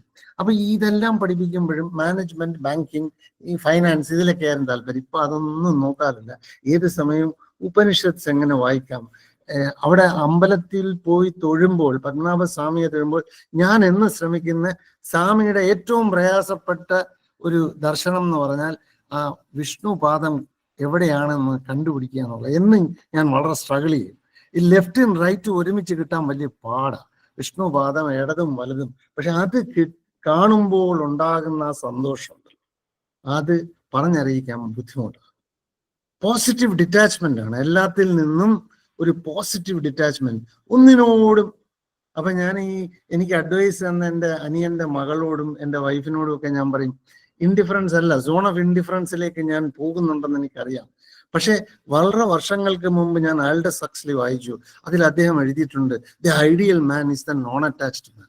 ഭഗവാനിൽ മാത്രം അറ്റാച്ച്ഡ് ആയിട്ട് എനിക്ക് ഒരു വലിയ സന്തോഷം. ഇറസ്പോൺസിബിൾ ആകുമല്ല, ഒരു ഫാമിലി മാൻ അല്ലാതാകുമല്ല, പക്ഷെ ഡിറ്റാച്ച്മെന്റ്, ടോട്ടൽ ഡിറ്റാച്ച്മെന്റ്, ഒരു കാംനെസ് ഓഫ് മൈൻഡ്. എനിക്ക് BP ഉണ്ടായിരുന്നു. ബാങ്കിലിരുന്ന് പാർലമെന്റ് ക്വസ്റ്റ്യൻസ് ആൻസർ ചെയ്ത് റിസർവ് ബാങ്കിൽ ഇരുന്നപ്പോഴും എല്ലാം നമുക്ക് തന്നെ തോന്നും ഈ നമ്മുടെ ചുമലിലാണ് എല്ലാം നടക്കുന്നത്, ഒന്നും നടക്കുന്നത് നമ്മുടെ ചുമലിലല്ല, എല്ലാം അദ്ദേഹത്തിന്റെ ചുമലിലാണെന്ന് മനസ്സിലാക്കാൻ താമസിച്ചു. അപ്പൊ ഇതിനിടയ്ക്ക് BP ഒക്കെ കൂടി. അപ്പൊ ആ BP ഒക്കെ എനിക്ക് തന്നെ ഇപ്പൊ തോന്നും BP ഒന്നും ഇല്ല. അപ്പൊ ഈ കാംനെസ് ഓഫ് മൈൻഡ്, സ്വാമിജി നേരത്തെ പറഞ്ഞ ആ സർട്ടൺ തോട്ട്ലെസ്നെസ്, ഒന്നും ഇല്ലാതെ ചിന്തിക്കാതിരിക്കുക.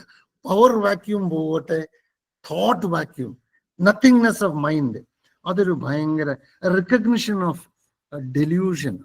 ഈ ചുറ്റുമുള്ളതെല്ലാം ഒരു ഡെല്യൂസീവ് ആണ്, മായയാണ് എന്ന് നമ്മൾ മനസ്സിലാക്കും. കാരണം വെച്ചാൽ വിഷ്ണുവിൻ്റെ ഈ നാമം ചൊല്ലുമ്പോൾ നമുക്ക് മനസ്സിലാവും പരമാത്മാവ് ഒരാൾ മാത്രം, അദ്ദേഹം ചിന്തിക്കുന്നതും ചെയ്യുന്നതും മാത്രം. ഫിസിക്കലായിട്ട് എനിക്കുള്ള അനുഭവം, ഞാൻ ആദ്യം അവിടെ മണ്ഡപത്തിൽ വന്നപ്പോഴും ഞാൻ കസരയിലായിരുന്നു. എനിക്കൊരു പേടി, കാലിൽ നീരുണ്ടായിരുന്നു, മനസ്സിനൊരു പ്രയാസം. പതുക്കെ ഞാൻ മണ്ഡപത്തിലേക്ക് കയറാൻ നോക്കി. നന്നായിട്ടൊന്ന് ഈ ആചാര്യന്മാരുടെയൊക്കെ കൂടെ ഇരുന്ന് ചൊല്ലണം എന്നെന്റെ മനസ്സിൽ പറഞ്ഞ് ആദ്യം പുറകെ പോയിരുന്നു. പിന്നെ ഞാൻ പതുക്കെ ഓരോ പ്രൊമോഷൻ കിട്ടി ഞാനിപ്പം ഫ്രണ്ടിൽ ഒരു സീറ്റ് അങ്ങ് ഓക്യുപ്പൈ ചെയ്യും. അതുകൊണ്ട് എനിക്ക് വെരിക്കോസ് വെയിൻസ് ഉണ്ടായിരുന്നു, അത് മാറി കിട്ടി. എനിക്ക് മറ്റ് ടെൻഷൻസ് എല്ലാം കുറഞ്ഞു കിട്ടും. അപ്പൊ ഞാൻ മനസ്സുകൊണ്ട് വിചാരിക്കും, ഭഗവാനാണ് സർവവും, ഇത് മാത്രമേ വിഷ്ണു സഹസ്രനാമം എന്നെ പഠിപ്പിച്ചിട്ടുള്ളൂ. Thank you so much Ajay Kumar ji. Thank you for this occasion. Hari Om. Hari Om. വളരെ നന്ദി സാർ. സാറിന്റെ ഈ ഒരു അനുഭവം സ്വാമിജി പറഞ്ഞതിന് അനുബന്ധമായിട്ട് തന്നെ, കാരണം നാമം നമ്മുടെ ജീവിതത്തില് എത്രത്തോളം നമ്മളെ സഹായിക്കുന്നു എന്ന ഒരു അനുഭവസ്ഥൻ തന്നെ അതിനെ കുറിച്ചിട്ട് സൂചിപ്പിക്കും. സാർ അത് വളരെ സാറിന്റെ ജീവിതത്തില് ഈ 2022 മുതല് സാർ ഈ കഴിഞ്ഞ 2-3 വർഷം കൊണ്ട് മാത്രം സാറിന് ഉണ്ടായ അനുഭവമാണ് സാറ് ഇത്രയും സൂചിപ്പിച്ചത്. ഇതെല്ലാം നമ്മുടെ വരും തലമുറയ്ക്കും നമുക്ക് എല്ലാവർക്കും ഒരു വലിയൊരു വഴികാട്ടിയാണ് സാറിന്റെ വാക്കുകൾ. എന്തായാലും സന്തോഷം. അടുത്ത നമ്മളോട് ഒരു ആളുടെ കൂടെ ഒരു അനുഭവം പങ്കുവയ്ക്കാനുണ്ട്. ശ്രീമതി ഒരു ഷീജ ടീച്ചറാണ്. ടീച്ചറ് കരകുളത്താണ്. ടീച്ചറുടെ ഒരു അനുഭവം നമ്മുടെ മണ്ഡലിയുടെ ഏറ്റവും പ്രധാന പ്രവർത്തകരായിട്ടുള്ള ശ്യാം ജയചന്ദ്രൻ ജി നമ്മളോട് വളരെ മുമ്പ് തന്നെ തന്ത്രിദേഹവും നമ്മളെല്ലാം ഒരുമിച്ചിരിക്കുമ്പോൾ തന്നെ സൂചിപ്പിച്ചിരുന്നു. അപ്പോ അവർ ടീച്ചർക്കുണ്ടായ ഒരു ആരോഗ്യ പരമായിട്ടുള്ള ഒരു കാര്യം, അപ്പൊ അതിന് സഹസ്രനാമം എത്രത്തോളം പ്രയോജനപ്പെട്ടു എന്നുള്ളതില്, കാരണം നമ്മൾ പലപ്പോഴും നമ്മുടെ ഈ അനുഭവങ്ങള് നമ്മൾ പങ്കുവയ്ക്കാറില്ല. നമുക്ക് കിട്ടുന്ന ബെനിഫിറ്റ് അത് നമുക്ക് കുറച്ച് കൂടുതൽ നമ്മൾ പങ്കുവെക്കുമ്പോഴാണ് മറ്റുള്ളവർക്കും ഇതുകൊണ്ടുള്ള ഫലം, അവർക്കും ഇതിലേക്ക് ഇത് ജപിച്ചുകൊണ്ട്, അത് നമ്മുടെ കാഞ്ചിയിലെ പെരിയവര് അദ്ദേഹം തൻ്റെ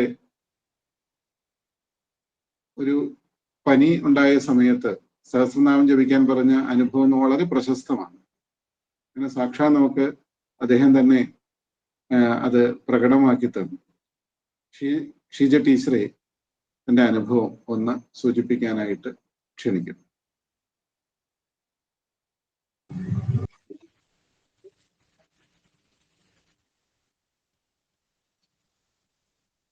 ടീച്ചർ പറഞ്ഞോളൂ.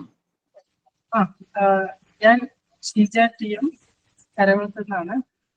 എനിക്ക് 10 വർഷമായിട്ട് എൻ്റെ ലങ്സിന് ഒരു ചെറിയ ഇഷ്യൂ ആയിട്ട് ഞാൻ കിംസിലെ ട്രീറ്റ്മെന്റിലാണ്. അപ്പൊ ഞാൻ എൻ്റെ ഒരു അനുഭവം പറയാനാണ് ഞാനിപ്പോൾ വന്നത്. അന്ന് ഈ അസുഖം കണ്ടുപിടിക്കുന്ന സമയത്ത് ഡോക്ടേഴ്സ് പറഞ്ഞത് എൻ്റെ ലങ്സിന്റെ ഫങ്ഷൻ 50% ഉള്ളൂ. അപ്പൊ ഇത് മെഡിസിൻ കൊണ്ട് കൺട്രോൾ ചെയ്ത് നിർത്താം, പക്ഷെ ക്യൂർ ചെയ്യാൻ പറ്റില്ല എന്നാണ് പറഞ്ഞത്. അങ്ങനെ ഞാൻ 10 വർഷമായിട്ട് മെഡിസിൻ എടുത്തുകൊണ്ടിരിക്കുകയാണ്. അപ്പോൾ ഈ റീസെന്റ് ഞാനൊരു 6 മാസം മുന്നേ ലങ്സിന്റെ ഫങ്ഷൻ ടെസ്റ്റ് ചെയ്തപ്പോൾ നല്ല ഇമ്പ്രൂവ്മെന്റ്. അത് ഡോക്ടർ ശരിക്കും ഒരു അതിശയത്തോടെയാണ് എന്നോട് സംസാരിച്ചത്. ഈ 50% എന്നുള്ളത് 60% ആയിട്ട് ഇമ്പ്രൂവ് ആയി. എൻ്റെ ലങ്സിന്റെ ഫങ്ഷൻ 60% എന്നുള്ളത് 60% ആയിട്ട് ഇമ്പ്രൂവ് ആയിട്ടുണ്ട്. അവരുടെ കരിയർ ലൈഫിൽ തന്നെ ഇത് ഒരു ഫസ്റ്റ് ടൈം ആണെന്നാണ് ഡോക്ടേഴ്സ് എൻ്റെ അടുത്ത് പറയുന്നത്. പിന്നെ മെഡിസിനും കുറച്ചിട്ടുണ്ട്, മെഡിസിന്റെ ഡോസും കുറച്ചിട്ടുണ്ട്. അപ്പൊ ഞാനൊരു 10 വർഷത്തിലധികമായി സഹസ്രനാമം ജപിക്കുന്നുണ്ട്, പക്ഷെ അത് കണ്ടിന്യൂസ് ആയിട്ട് ചെയ്യുന്നുണ്ടായിരുന്നില്ല. 2 വർഷമായിട്ട് കണ്ടിന്യൂസ് ആയിട്ട് സഹസ്രനാമം ജപിക്കുന്നുണ്ട്. എനിക്ക് നന്നായിട്ടത് ഫീൽ ചെയ്യുന്നുണ്ട്. ഇതിന്റെ റിസൾട്ട് ആണ് എനിക്ക് കിട്ടിയതെന്നുള്ളത്. ഇപ്പൊ നന്നായിട്ട് എനിക്ക് ബ്രീത്ത് ചെയ്യാൻ പറ്റുന്നുണ്ട്. നല്ലൊരു അതെനിക്ക് ഫീൽ ചെയ്യുന്നു. നന്നായിട്ട് എനിക്ക് ബ്രീത്ത് ചെയ്യാൻ പറ്റുന്നുണ്ട്. ഇതിന്റെ റിസൾട്ട് ആണെന്നാണ് ഞാൻ വിശ്വസിക്കുന്നത്. പറയാനാണ് ഞാൻ വന്നത്. നന്ദി ഷീജ ടീച്ചർ. എന്തായാലും ഇത്തരത്തിലുള്ള വലിയ വലിയ അനുഭവങ്ങൾ നമ്മൾ ഓരോരുത്തർക്കും പറയാനുണ്ട് ധാരാളമായിട്ട്. നമ്മൾ ഈ സഹസ്രനാമത്തിന്റെ ജപം ഇവിടെ സംഘടിപ്പിക്കുമ്പോഴും പലതരത്തിലുള്ള അനുഭവങ്ങൾ നമ്മളുമായിട്ട് പല ആൾക്കാർ നമ്മളോട് പങ്കുവയ്ക്കാറുണ്ട്. അവരെല്ലാം നമുക്ക് കുറച്ച് കാര്യങ്ങൾ നമ്മൾ ഈ സെമിനാറുകൾക്കിടയിലൂടെ നമുക്ക് കേൾക്കാം. അത്രയും അപാരമായിട്ടുള്ള മഹിമാവിശേഷമുള്ള നാമജപം നമുക്ക് ഉത്തരോത്തരം നമുക്ക് മുന്നോട്ട് കൊണ്ടുപോകാം. നമുക്ക് ഈ വിഷയത്തില് ഒരു വിഷഗ്വരനായിട്ടുള്ള അദ്ദേഹത്തിന്റെ വാക്കുകൾ തന്നെ നമുക്ക് അടുത്ത് കേൾക്കാം. വിഷ്ണു സഹസ്രനാമം ശാരീരിക മാനസിക ആരോഗ്യത്തിന് എന്നുള്ള വിഷയത്തില് നമ്മളോട് സംവദിക്കുന്നത് ഡോക്ടർ എം ശ്രീകൃഷ്ണൻ സാറാണ്. അദ്ദേഹം കോട്ടക്കൽ ആര്യവൈദ്യ ഫാർമസിയിലെ അതിലെ ഒരു വിഭാഗത്തിന്റെ ഹെഡ് ഓഫ് ദി ഡിപ്പാർട്ട്മെന്റ് ആയിരുന്നു. തുടർന്ന് അദ്ദേഹത്തിന്റെ പരമ്പരാഗത ചികിത്സാ സമ്പ്രദായത്തിനായിട്ട് അദ്ദേഹം അവിടുത്തെ സേവനം മതിയാക്കി തന്റെ സ്ഥാനത്തേക്ക് തിരിച്ചു വന്നു. ധന്വന്തരി ആയുർവേദ ഭവനം എന്നുള്ള ആ ഒരു സ്ഥാപനത്തിന്റെ മാനേജിംഗ് ഡയറക്ടറായിട്ട് അദ്ദേഹം പ്രവർത്തിക്കുന്നു. ആയുർവേദ ചികിത്സ, അതിലെ ഗവേഷണം, അത് മാത്രമല്ലാതെ അധ്യാപനം, അപ്പോൾ അങ്ങനെയൊക്കെ ഉള്ള വിഷഗ്വരനായിട്ടും വാഗ്മിയായിട്ടും അധ്യാപകനായിട്ടും ഗവേഷകനായിട്ടും അതിലുപരി ഒരു സാമൂഹ്യ പ്രവർത്തകനായിട്ടും എല്ലാം സാറ് സമൂഹത്തിൽ നിറഞ്ഞു നിൽക്കുന്ന ഒരു വ്യക്തിത്വമാണ്. നമ്മുടെ സംസ്കൃത ഭാഷാ പ്രചരണ രംഗത്ത് ക്ഷേത്ര സംരക്ഷകനായിട്ട് ക്ഷേത്ര സംരക്ഷണ സമിതിയുടെ പ്രവർത്തനങ്ങളിൽ അതിന് തുടങ്ങി അദ്ദേഹം വ്യാപരിക്കാത്ത മേഖലകൾ തന്നെ ഇല്ല. ദേശവിദേശങ്ങളിൽ ആയുർവേദത്തിന്റെ മഹിമയെ എത്തിക്കാനായിട്ട് അവിശ്രമം പരിശ്രമിച്ചു കൊണ്ടിരിക്കുന്നു. ആയുഷിന്റെ ആയുർവേദ വിദ്യാപീഠത്തിന്റെ ചികിത്സാ ഗുരുവായിട്ട് ഇപ്പോൾ പ്രവർത്തിക്കുന്നുണ്ട്. ധാരാളം പുരസ്കാരങ്ങളും ആദരങ്ങളും എല്ലാം ഏറ്റുവാങ്ങി എം ശ്രീകൃഷ്ണൻ സാറാണ് നമ്മളോട് ഇപ്പോൾ വിഷ്ണു സഹസ്രനാമം ശരീരത്തിനും മനസ്സിനും എങ്ങനെ, നമ്മുടെ മനസ്സിന്റെയും ആരോഗ്യത്തിന് എങ്ങനെ സഹായകമായി പ്രവർത്തിക്കുന്നു എന്നുള്ള വിഷയത്തിൽ നമ്മളോട് സംസാരിക്കുന്നു. ശ്രീകൃഷ്ണൻ സാറിനെ സ്വാഗതം ചെയ്യുന്നു. സർ, നമസ്കാരം.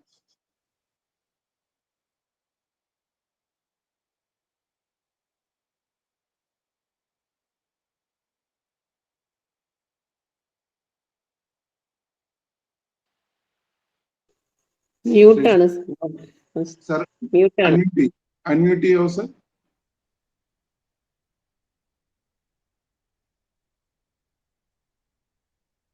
ഹരി ഓം.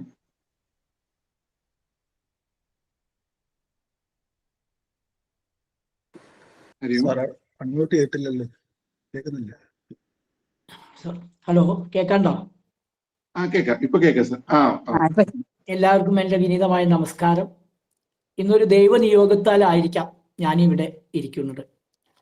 ശ്രീ പത്മനാഭസ്വാമി ക്ഷേത്രത്തിലെ ആ അമ്പലത്തിൻ്റെ ആ കമ്മിറ്റിയിൽ ഇതുപോലൊരു സഹസ്രനാമ യജ്ഞം നടക്കുന്നതും അതിനെ തുടർന്നുള്ള ഈ സെമിനാറുകൾ കൊണ്ട് അറിഞ്ഞത് തന്നെ വളരെ സന്തോഷം. നമ്മൾ എന്ത് ചെയ്താലും അതിനൊരു ഗുണമുണ്ടാവും. ഞാനിത് ഈ സബ്ജക്റ്റ് കിട്ടിയപ്പോൾ എനിക്ക് വളരെ സന്തോഷമാണ് തോന്നിയത്. കാരണം സഹസ്രനാമ ജപം നമ്മളിപ്പോൾ ഒരു പ്രാധാന്യം ആയിട്ട് വരുന്നൊരു അവസരമാണ്. പ്രത്യേകിച്ച് കോവിഡിന് ശേഷം. ഈ കോവിഡിന് ശേഷം ഞങ്ങളിവിടെ ഒരു ധന്വന്തരി സേവാ സമിതിയുണ്ട്. ധന്വന്തരി ക്ഷേത്രത്തിനടുത്താണ് ഞാൻ താമസം. അതിനുശേഷം എല്ലാ വ്യാഴാഴ്ചയും ഞാൻ എൻ്റെ ആശുപത്രിയിൽ പണ്ട് മുതലേ, ഞങ്ങൾ തുടങ്ങിയിട്ട് 20 വർഷം, അന്ന് മുതൽക്ക് എല്ലാ വ്യാഴാഴ്ചയും വിഷ്ണു സഹസ്രനാമവും ധന്വന്തരി അഷ്ടോത്തരവും പാരായണം ചെയ്യും. രോഗികളും ഇവിടുത്തെ എല്ലാ സ്റ്റാഫും കൂടിയിട്ട് അതിനധികം കുറച്ച് സ്റ്റഡി നടത്തി. അതിനിടയ്ക്ക് എൻ്റെ ഒരു ആശ്രിതനായ ശിഷ്യ ലണ്ടനിന് ഒരു മിഹര എന്നൊരു മാസിക ഇറക്കുന്നുണ്ട്. അവരെന്നോട് പറഞ്ഞു ഈ വിഷ്ണു സഹസ്രനാമത്തിനെ കുറിച്ചിട്ട് ഈ സബ്ജക്റ്റിനെ കുറിച്ച് തന്നെ ഒരു ആർട്ടിക്കിൾ എഴുതണം. 4 എപ്പിസോഡ് ഞാൻ ആർട്ടിക്കിൾ എഴുതി കൊടുത്തു. അന്ന് എനിക്ക് സമയം ഉണ്ടായിരുന്നു, അതിനെപ്പറ്റി ഞാൻ പിന്നെ മറന്നു. അപ്പൊ ഇപ്പോ ഈ ഒരു നിയോഗം വന്നപ്പോഴാണ് അന്ന് എഴുതി കൊടുത്തതിൽ ദൈവനിയോഗമായിരിക്കാം എന്ന് ഞാൻ ഇപ്പൊ കരുതുന്നത്. ഇന്നത്തെ ഈ സബ്ജക്റ്റ് വളരെ പ്രാധാന്യമുണ്ട്. അതായത് വിഷ്ണു സഹസ്രനാമം ശാരീരികമായി മാനസികമായുള്ള ആരോഗ്യത്തിന്. നമ്മൾ വിഷ്ണു സഹസ്രനാമത്തിന്റെ ഫലശ്രുതിയില് രോഗാർത്തോ മുച്യതേ രോഗാത് എന്ന് പറയുന്നുണ്ട്. രോഗാത്തൻ രോഗത്തിന്ന് മോചനം നേടും ഇത് പാരായണം ചെയ്താൽ. ഇത് സാമാന്യ ഒരു ഏതെങ്കിലും ചില ആൾക്കാരോട് പറഞ്ഞാൽ അത് നമ്മളെ കളിയാക്കുക ചെയ്യാം, വിഡ്ഢിത്തം പറയണമെന്ന് വേണം. പക്ഷേ ഇത് അനുഭവിച്ചു കഴിഞ്ഞാൽ, നമ്മളെല്ലാം അനുഭവിച്ചാലേ എല്ലാം പഠിക്കൂ എന്നുള്ളത്. അപ്പൊ ഈ സഹസ്രനാമം ജപിക്കുന്ന ആൾക്കാർക്ക് അതിൻ്റെ ആ അനുഭവവും അതിൻ്റെ ഗുണവും സ്വാംശീകരിക്കാൻ പറ്റും. പിന്നെ ഈ ഞാൻ ആയുർവേദത്തിലാണ് വിവരിക്കുന്നത്. അപ്പോൾ ഈ ഞാൻ എൻ്റെ ആശുപത്രിയിലെ വിഷ്ണു സഹസ്രനാമം ചെല്ലിക്കുമ്പോൾ എന്താ അതിൻ്റെ അടിസ്ഥാനം എന്ന് ഞങ്ങളുടെ ആയുർവേദ മേഖലയിൽ നിന്ന് തന്നെ എനിക്ക് ചോദ്യം വരും. കാരണം ആയുർവേദം എല്ലാം ഒരു ഭൗതികത്തോടു കൂടി ചിന്തിക്കുന്ന ഒരു തലമുറയും ഒരു സമൂഹമാണ് നമുക്കുള്ളത്. അപ്പോൾ അതെന്തുകൊണ്ടാന്ന് വെച്ചാൽ ഈ ശാസ്ത്രജ്ഞാനം, യഥാർത്ഥ ശാസ്ത്രജ്ഞാനം ഉണ്ടെങ്കിലേ അത് ഉപയോഗിച്ച് നമുക്ക് റിസൾട്ട് ഉണ്ടാക്കാൻ പറ്റൂ. ഈ ആയുർവേദത്തില് ഈ ജ്വര ചികിത്സ, പനി ജ്വരം എന്നാ പറയാ, ജ്വര ചികിത്സയില് ചരകാചാര്യൻ വിധിക്കുന്ന ചികിത്സയാണ് വിഷ്ണു സഹസ്രമൂർധാനം ചരാചരപടിം വിപും സ്തുവൻ നാമസഹസ്രേണ ജ്വരാൻ സർവാൻ വിബോഹതി എന്നൊരു ശ്ലോകമുണ്ട്. ചരകം, ജ്വരം എന്ന് വെച്ചാൽ പനിയുടെ ചികിത്സ വിധിക്കുന്ന ഒരു ചാപ്റ്റർ ഉണ്ട്. അതിൽ പറയുന്ന ഒരു ശ്ലോകമാണ്. എന്താണ്? വിഷ്ണുവിനെ നാമസഹസ്രേണ സ്തുവൻ, സഹസ്രനാമങ്ങൾ കൊണ്ട് സ്തുതിച്ചാൽ സർവാൻ ജ്വരാൻ വിബോഹതി, എല്ലാ വിധത്തിലുള്ള ജ്വരങ്ങളും നശിക്കും. എന്താ കാരണം? വിഷ്ണു വിഭുവാണ്, ചരാചരപതിയാണ്, സഹസ്രമൂർധാനമാണ്, സഹസ്രാക്ഷത, സഹസ്രത്തിൽ, അതായത് നമ്മുടെ നമ്മൾ പറയുമ്പോൾ സഹസ്രശീർഷ പുരുഷ എന്ന് മന്ത്രം ചെല്ലാറുണ്ട്. അങ്ങനെയുള്ള ആ നമ്മുടെ ശിരസിലിരിക്കുന്ന ആ വിഷ്ണുവിന്റെ അംശം അത് ചരാചരപതിയാണ്, വിഭുവാണ്. അങ്ങനെയുള്ള വിഷ്ണുവിനെ നാമസഹസ്രങ്ങളെ കൊണ്ട് സ്തുതിക്കാനാ പറയുന്നത്. അങ്ങനെയാണെങ്കിൽ സർവാൻ ജ്വരാൻ, എല്ലാ ജ്വരങ്ങളും എല്ലാ പാപങ്ങളും തീരും. ഇത് ഇപ്പൊ ആയുർവേദ കോളേജുകളിൽ തന്നെ ഈ ശ്ലോകം പാടാൻ പാടില്ല, പഠിക്കാൻ പാടില്ല. അതാണ് നിയമം. ഇത് അന്ധവിശ്വാസമാണ്, മതനിരപേക്ഷതയ്ക്ക് എതിരാണെന്ന് പറയുന്ന ഒരു സമൂഹമാണ് ഇന്ന് ആയുർവേദ മേഖലയിൽ വളർന്നു വരുന്നത്. അതുകൊണ്ടാണ് ഈ ശ്ലോകം ഇത്ര പ്രാധാന്യത്തോടെ ഞാൻ ഇവിടെ പറയാൻ കാരണം നമ്മള് ജ്വരം എന്ന് വെച്ചാൽ പനി എന്ന് മാത്രമല്ല അർത്ഥം. അതായത് നമ്മൾ ഈ അർത്ഥം മനസ്സിലാക്കാതെയാണ് ഓരോന്നും പഠിക്കുക. അതായത് നമ്മുടെ സനാതന ധർമ്മശാസ്ത്രങ്ങളാണത്. ഈ സനാതന ധർമ്മശാസ്ത്രം മനസ്സിലാക്കണമെങ്കിൽ 3 വിധത്തിൽ അർത്ഥം മനസ്സിലാക്കണം. സമാധി ഭാഷ പ്രഥമ, ലൗകികീ പരമത, ത്രീയ പരകീയേതി, ശാസ്ത്രഭാഷ ത്രിധാമത.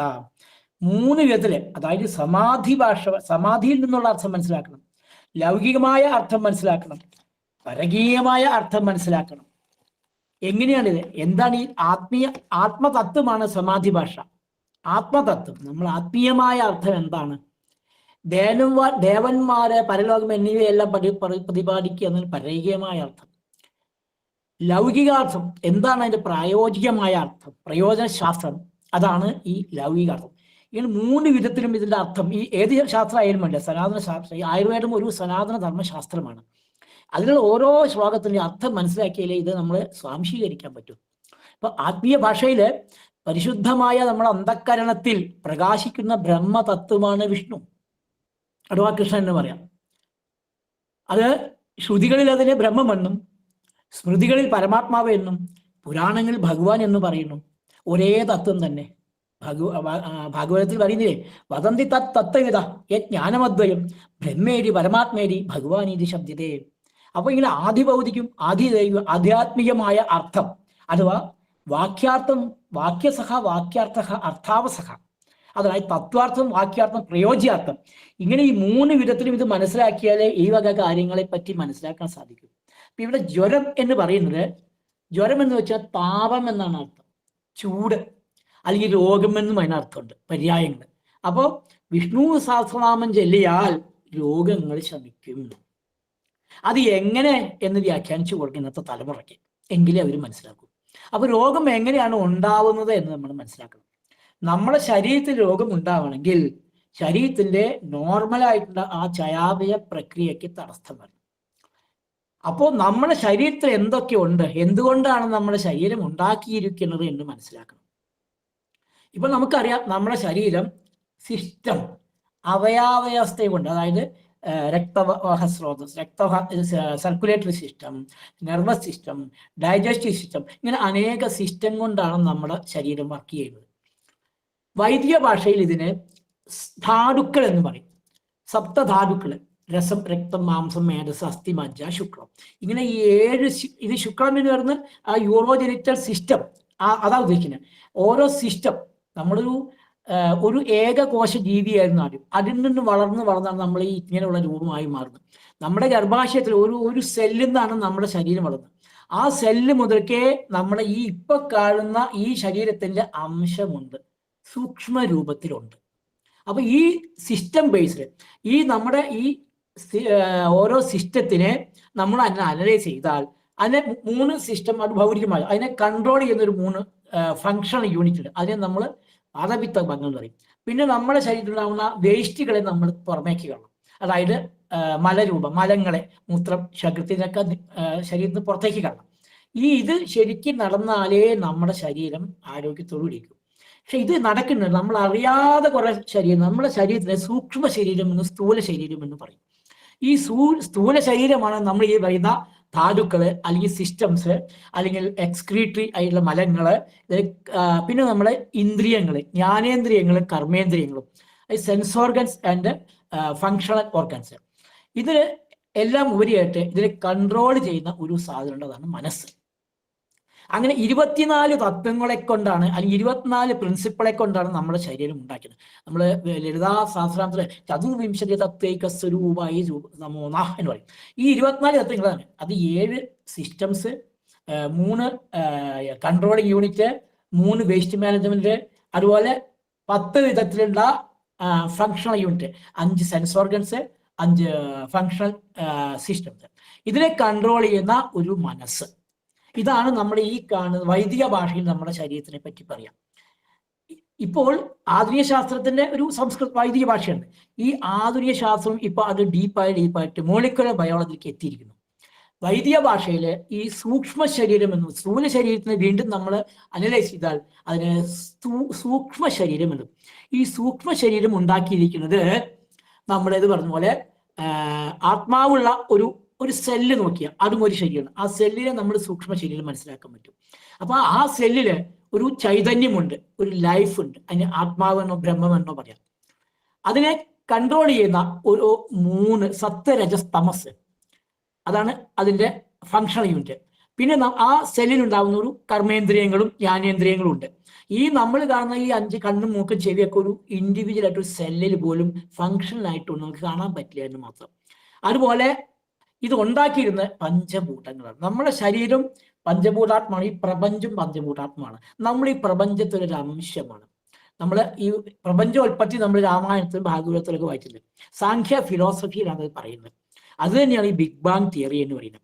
ആ എനർജി സ്വാംശീകരിച്ച് കട്ടിയായിട്ടാണ് മറ്റുള്ള പഞ്ചഭൂതങ്ങളും പഞ്ചതന്മാത്രകളും ആറ്റം മുതലേക്ക് തുടങ്ങുന്നത്. ആറ്റത്തിനാണ് തുടങ്ങുന്നത്. ആറ്റത്തിന് പിന്നെയും താഴത്തേക്ക് പോയാൽ അത് ന്യൂട്രിനോ മോളിക്കൂൾ പോലെ വന്ന അവസാനം വൈബ്രേഷൻ ആയിട്ട് മാറും.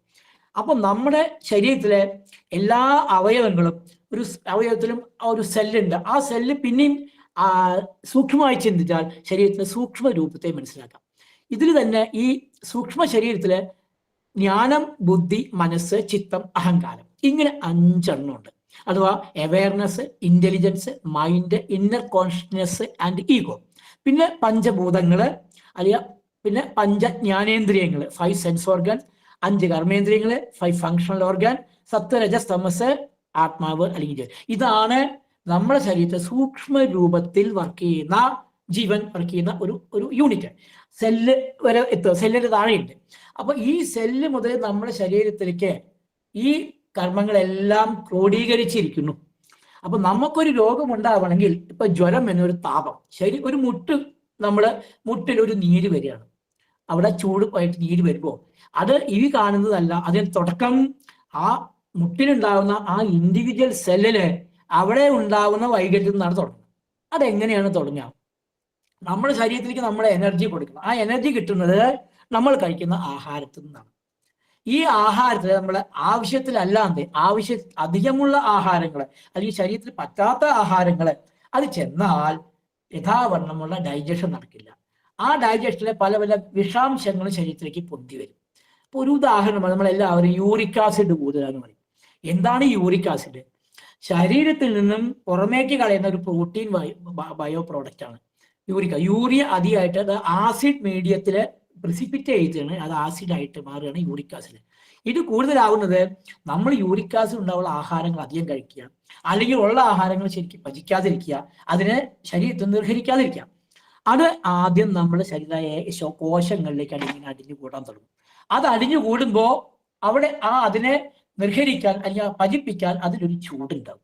ആ ചൂടുണ്ടാവുമ്പോൾ ക്രമേണ മറ്റുള്ള ഭാഗത്തേക്കാണ് ചൂട് പറയും. എന്നിട്ടും ഇതിനെ നിർഹരിക്കാൻ പറ്റാത്തതിൽ അധികമായിട്ടൊരു പ്രോട്ടീൻ അല്ലെങ്കിൽ യൂറിക് ആസിഡ് കൂടിയാൽ അത് നേരെ മറ്റുള്ള ഭാഗത്തേക്ക് വ്യാപിച്ച് മുട്ടിലെടുത്ത് നീരായിട്ട് വരും. ഒരു ലിവർ ക്യാൻസർ ഉണ്ടാകുമ്പോൾ ലിവറും അനേക കോശങ്ങളെ ഉണ്ടാക്കിയതാണ്. ആ കോശങ്ങളെ യഥാർത്ഥ കർമ്മം നടത്തിയാലേ ലിവർ അതേപോലെ നിൽക്കും. അവിടെ നമ്മൾ അധികമായിട്ട് ലിവറിനെ വിഷാംശം അധികം ചെന്ന് കഴിഞ്ഞാൽ ഈ വിഷം നിർവിഷീകരിക്കുന്നത് ലിവറിൽ വെച്ചിട്ടാണ്. അപ്പൊ ലിവറിൽ കപ്പാസിറ്റി കൂടുതൽ, അതിന്റെ കർമ്മത്തിനേക്കാൾ ഉപരിയായിട്ട് വിഷാംശങ്ങൾ ശരീരത്തിൽ എത്തിയാൽ, ഇപ്പൊ ദിവസേന ആൽക്കഹോൾ കഴിക്കുന്ന ഒരാള്, ഈ ആൽക്കഹോൾ നിർഹരിക്കുന്നത് ലിവറിൽ നിന്ന് ഡീടോക്സിഫിക്കേഷൻ നടക്കും. കൂടുതൽ ആൽക്കഹോൾ കഴിച്ചാൽ ഈ ആൽക്കഹോൾ ലിവറിൽ ചെന്ന് ആ ലിവറിലെ കോശത്തിന്റെ ആ ഫംഗ്ഷനെ അല്ലെങ്കിൽ അതിന്റെ പ്രവൃത്തിയെ തകരാക്കും. അപ്പൊ അതിനെ നിർഹരിക്കാൻ വേണ്ടി ശരീരത്തിൽ അവിടെ നിന്നൊരു ചൂടുണ്ടാവും. അതാണ് താപം. അവിടുന്ന് തുടങ്ങി പനി. അങ്ങനെ അവിടെ തുടങ്ങുമ്പോൾ ആ പനി കൂടുതൽ കോശത്തിലേക്ക് വ്യാപിച്ചാലും നമ്മുടെ ശരീരത്തിലേക്ക് വ്യാപിക്കുക. അത് ക്രമേണ അവിടുന്ന് മഞ്ഞപ്പിത്തോ അല്ലെങ്കിൽ ഫാറ്റി ലിവറോ ക്യാൻസറോ ആയിട്ട് മാറും. ഇതാണ് നമ്മുടെ ശരീരത്തിൽ സംഭവിക്കുന്ന ഈ താപം ഉണ്ടാകുന്നത്. അപ്പോ ഇതെന്തുകൊണ്ട് വരുന്നു? നമ്മുടെ ശരീരത്തില് അതിനെ കൺട്രോൾ ചെയ്യാവുന്ന കഴിവ് നമുക്ക് ഇല്ലാതെ ആകുമ്പോഴാണ് ഈ താപം വരുന്നത്. അപ്പൊ അങ്ങനെയുള്ള താപം വരുമ്പോൾ നമ്മളിപ്പോ ഒരു കോവിഡ് വന്ന് നമ്മൾ മരുന്ന് കഴിച്ചിട്ട് മാറുന്നില്ല, പനി വരുന്നതൊക്കെ ഇപ്പോഴും പനി വന്നുകൊണ്ടിരിക്കുകയാണ്. ഇവിടെ നമ്മുടെ മനസ്സിന് അല്ലെങ്കിൽ നമ്മുടെ ശരീരത്തിനെ കൺട്രോൾ ചെയ്യാനുള്ള ഒരു കഴിവുണ്ട്. ഏതിന്? അതായത് മാധുര്യരീത്യ പറഞ്ഞാൽ നമ്മുടെ കോശത്തിലെ ഫംഗ്ഷൻ 3 എനർജി കൊണ്ടാണ്. അതായത് potential energy, mechanical energy, kinetic energy. അല്ലെങ്കിൽ അതിന് ചൂട്, തണുപ്പ്, വായു. ഈ 3 നമ്മുടെ ശരീരത്തിൽ ബേസിക് ആയി നടക്കുന്ന കർമ്മങ്ങൾ. ഇത് തകരാറിലാവുമ്പോഴാണ് ഈ താപം വരുന്നത്, അഥവാ രോഗം വരുന്നത്. അപ്പൊ ഇതിനെ കൺട്രോൾ ചെയ്യാൻ നമ്മുടെ ശരീരത്തിന്റെ ആ കൺട്രോളിങ് ഫംഗ്ഷൻ, വാദമാണ് കൺട്രോൾ ചെയ്യാൻ, നെർവസ് സിസ്റ്റം എന്ന് പറയും. ആ നെർവസ് അല്ലെങ്കിൽ മനസ്സുണ്ട്, ഇതിന് കൺട്രോൾ ചെയ്യാനുള്ള കപ്പാസിറ്റി ഉണ്ട്. ഈ കപ്പാസിറ്റി കുറയുമ്പോഴാണ് അതായത് നമ്മുടെ രോഗപ്രതിരോധ ശക്തി കുറയുന്നത്. ആ രോഗപ്രതിരോധ ശക്തി കുറയുമ്പോഴാണ് ഈ ഉള്ള രോഗങ്ങൾ അധികമാകുന്നു, രോഗം ഭേദമാകാൻ പ്രയാസമാകുന്നത്. ഇതാണ് ഈ വൈദിക ഭാഷയിൽ നമ്മൾ ഇവിടെ 3 വിധത്തിലുള്ള ചികിത്സ പറയുന്നത്. ആദിഭൗതികം, ആദിദൈവികം, ആധ്യാത്മികം. 3 വിധത്തിലുള്ള ദുഃഖമുണ്ട്, 3 വിധത്തിലുള്ള ചികിത്സയുണ്ട്. അപ്പൊ ദൈവവ്യവസ്ഥ, സത്താവതീയം ആൻഡ് ആദിഭൗതികം. ഈ 3 വിധത്തില്, അതായത് physical medicine, mental pleasing and spiritual healing എന്ന് പറയും. അപ്പൊ ഇവിടെ രോഗം എന്ന് പറയുന്നത് നമ്മുടെ അബദ്ധമായ ആഹാര വിഹാരം, നമ്മുടെ ജീവിത രീതിയാണ് വരുന്നത്. അതിനെ നമ്മളെ ഹിതമായ ആഹാരങ്ങളെ കൊണ്ടും നമ്മുടെ മനസ്സിന്റെ ശാന്തമായ അന്തരീക്ഷത്തില് രോഗപ്രതിരോധ ശക്തി വർദ്ധിപ്പിച്ച് അതിനെ ഇല്ലാണ്ടാക്കാൻ ശരീരത്തിന് ബലം കൊടുക്കുക എന്നുള്ളതാണ് വൈദിക ഭാഷയിൽ ചികിത്സയുടെ അടിസ്ഥാന ഘടകം. അപ്പൊ ഈ സഹസ്രനാമ ജപം എന്ന് പറയുന്നത് യജ്ഞാൻ ജപയെ വളരെ വിസ്തരിച്ച് സ്വാമിജി പറഞ്ഞു ഇവിടെ. അപ്പോ ഈ ജപം നമ്മുടെ ഇന്ന് എന്തുകൊണ്ട് ഈ രോഗങ്ങൾ കൂടുന്നു അതാണ് ഞങ്ങൾ പഠിക്കുന്നത്. അതായത് പണ്ട് ഇത്രയും രോഗം ഉണ്ടായിരുന്നില്ല. ഇന്ന് ഒരു 30 വയസ്സായ 35 വയസ്സായ ആൾക്ക് ഫാറ്റി ലിവർ ക്യാൻസർ ആയിട്ടാണ് വരുന്നത്. 40 വയസ്സായ എല്ലാവർക്കും കൊളസ്ട്രോളും ഷുഗറും BP ഒക്കെ വന്നു. പനി വന്നാൽ മാറൂല, കുട്ടികൾക്ക് മുതൽ വലിയ ആൾക്കാർ. ഇവിടെ മനുഷ്യന്റെ രോഗപ്രതിരോധ ശക്തി കുറയുന്നു എന്നുള്ളതാണ്. ഈ രോഗപ്രതിരോധ ശക്തി കുറയുന്നത് നമ്മുടെ ആഹാരത്തിൽ ഉണ്ടാവുന്ന ദേഷ്യമുണ്ട്. അതിനുപരി ഏറ്റവും പ്രധാനപ്പെട്ടമായി ഇന്നൊരു അനലൈസ് ചെയ്യുന്നത് മനസ്സിന്റെ ബലമാണ്. ഈ മനസ്സിന്റെ ബലം നഷ്ടപ്പെട്ടാൽ രോഗപ്രതിരോധ ശക്തി കുറയും. അപ്പോൾ രോഗപ്രതിരോധ ശക്തി കുറയാൻ ഒരു പ്രധാനപ്പെട്ട കാരണം ഇന്ന് മനസ്സിന്റെ ബലം കുറയുന്നത്. അത് ഏറ്റവും ഇന്നത്തെ ഈ ഭൗതികമായ ജീവിതത്തിൽ ഉണ്ടാകുന്ന അധികമായിട്ടുണ്ടാകുന്ന ടെൻഷനും സ്ട്രെസ്സുമാണ് ഇന്ന് ഭൂരിപക്ഷ രോഗങ്ങൾക്കും കാരണം. ഇപ്പൊ പനി നമുക്ക് ബാഹ്യമായിട്ടുണ്ടാവും. ഇപ്പൊ നേരത്തെ പറഞ്ഞ പോലെ വൈറസ് കൊണ്ടുണ്ടാവും. ഈ വൈറസ് നമ്മുടെ ശരീരത്തിൽ എത്തിയാൽ എല്ലാവർക്കും പനിച്ചോളണമെന്നില്ല. ഈ കോവിഡ് കാലത്ത് ഞങ്ങൾ ആയുഷിന്റെ കെയർ ഓഫിൽ ഒരു സ്റ്റഡി നടത്തി. അപ്പോൾ ഈ എന്തുകൊണ്ട് ഈ വൈറസ് ശരീരത്തിൽ വ്യാപിക്കുന്നു?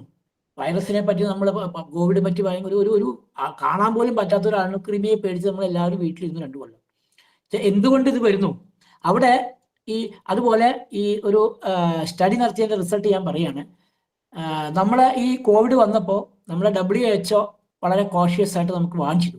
ഇന്ത്യ വളരെ ശ്രദ്ധിക്കണം, ഇന്ത്യയിൽ ജനങ്ങൾ കൂടുതലാണ്, ഹൈജീൻ ഇല്ല, കൂടുതൽ മരണം സംഭവിക്കാൻ സാധ്യത കുറഞ്ഞു. പക്ഷെ അന്ന് സെൻട്രൽ ഗവൺമെന്റ് ആയുഷിന്റെ കീഴിൽ ഞങ്ങൾ ആയുർവേദ ഗുരുക്കന്മാർ എല്ലാവരും കൂടി ആയുർവേദത്തിന്റെ ചര്യകളും ആയുർവേദത്തിനെ പറ്റി വളരെയധികം കർമ്മം നടത്തി ഉപദേശം കൊടുത്തി, രോഗപ്രതിരോധ ശക്തി വർദ്ധിപ്പിക്കാനുള്ള ഔഷധങ്ങളൊക്കെ കൊടുത്തു. ഇതൊക്കെ കഴിഞ്ഞു. ഇത് കഴിഞ്ഞിട്ട് ഈ കോവിഡ് എല്ലാം ശമിച്ചതിന് ശേഷം 2 NGOs WHO കെയർ ഓഫിൽ ഇവിടെ ഒരു പഠനം നടത്തിയത്. അപ്പോൾ അവർ വിചാരിച്ച് പനി ഇവിടെ കൂടുതലാവാൻ സാധ്യതയുണ്ട് ഇന്ത്യയിൽ എന്നാണ്.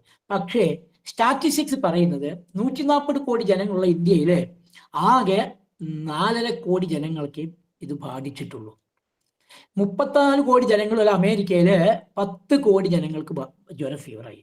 യൂറോപ്പിൽ 20% അവിടുത്തെ പോപ്പുലേഷനിൽ കോവിഡ് പിടിച്ചു. എന്തുകൊണ്ട് ഇന്ത്യയിൽ ഇത്ര കുറച്ച് കോവിഡ് വന്നു എന്ന് അവരൊരു വിശകലനം നടത്തി. 2 NGOs ഇന്ത്യയിൽ വന്ന് പഠനം നടത്തി. അപ്പൊ അവർ പഠനം നടത്തി മനസ്സിലാക്കിയത് ഇന്ത്യയിൽ 4.5 കോടി ഉള്ളത് തന്നെ സിറ്റികളിലായിരുന്നു കൂടുതൽ ബാധിച്ചത്. ഗ്രാമങ്ങളിൽ പനി അധികം ഉണ്ടായില്ല അത്രേ.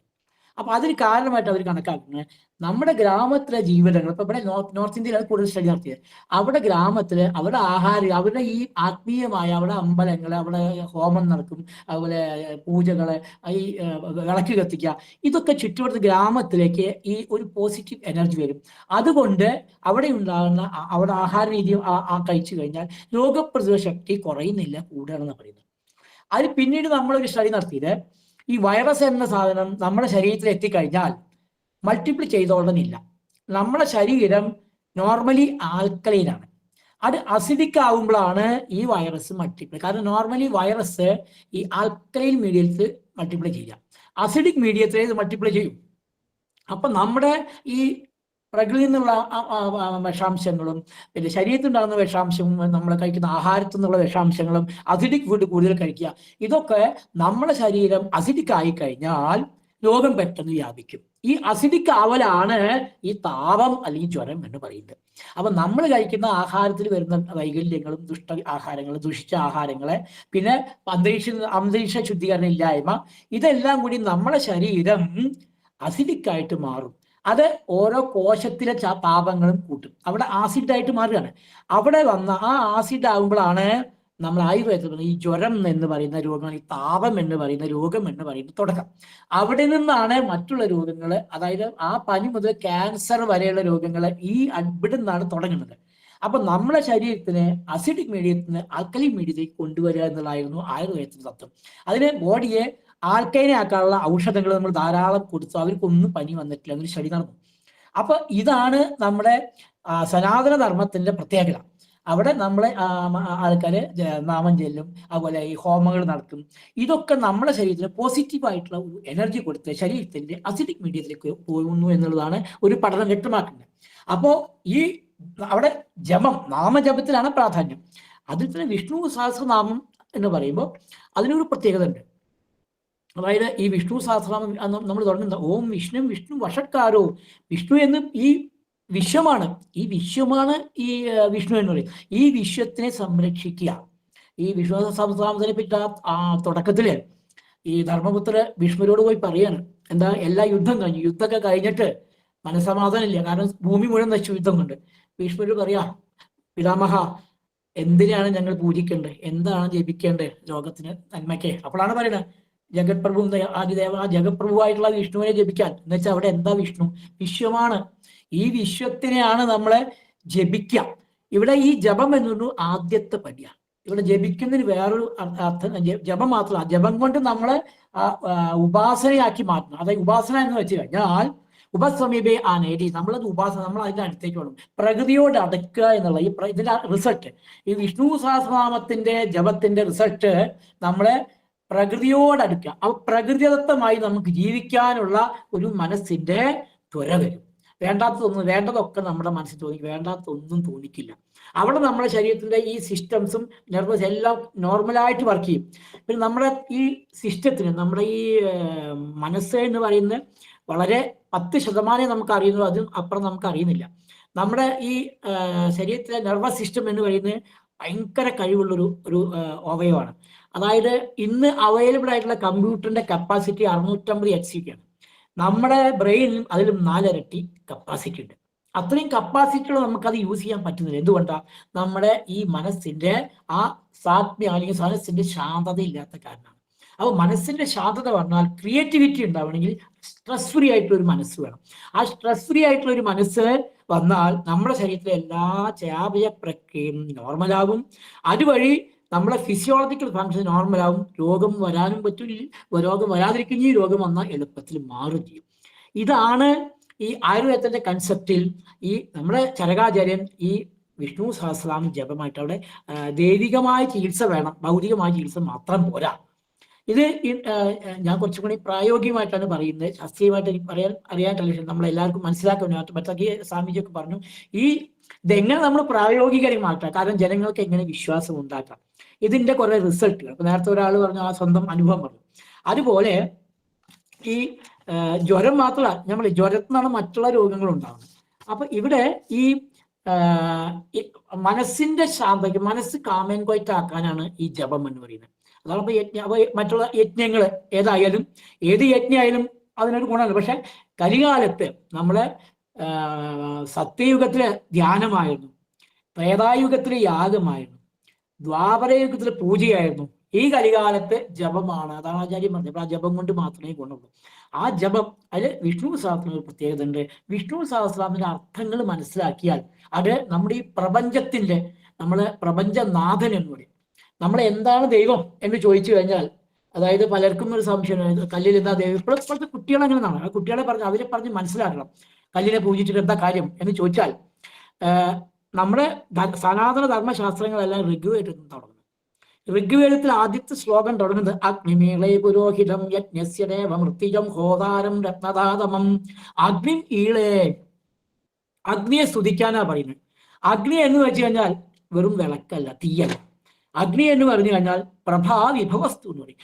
ഈ പ്രപഞ്ചത്തിന്റെ ഇതെല്ലാമുള്ള പ്രഭയാണ് അഗ്നി.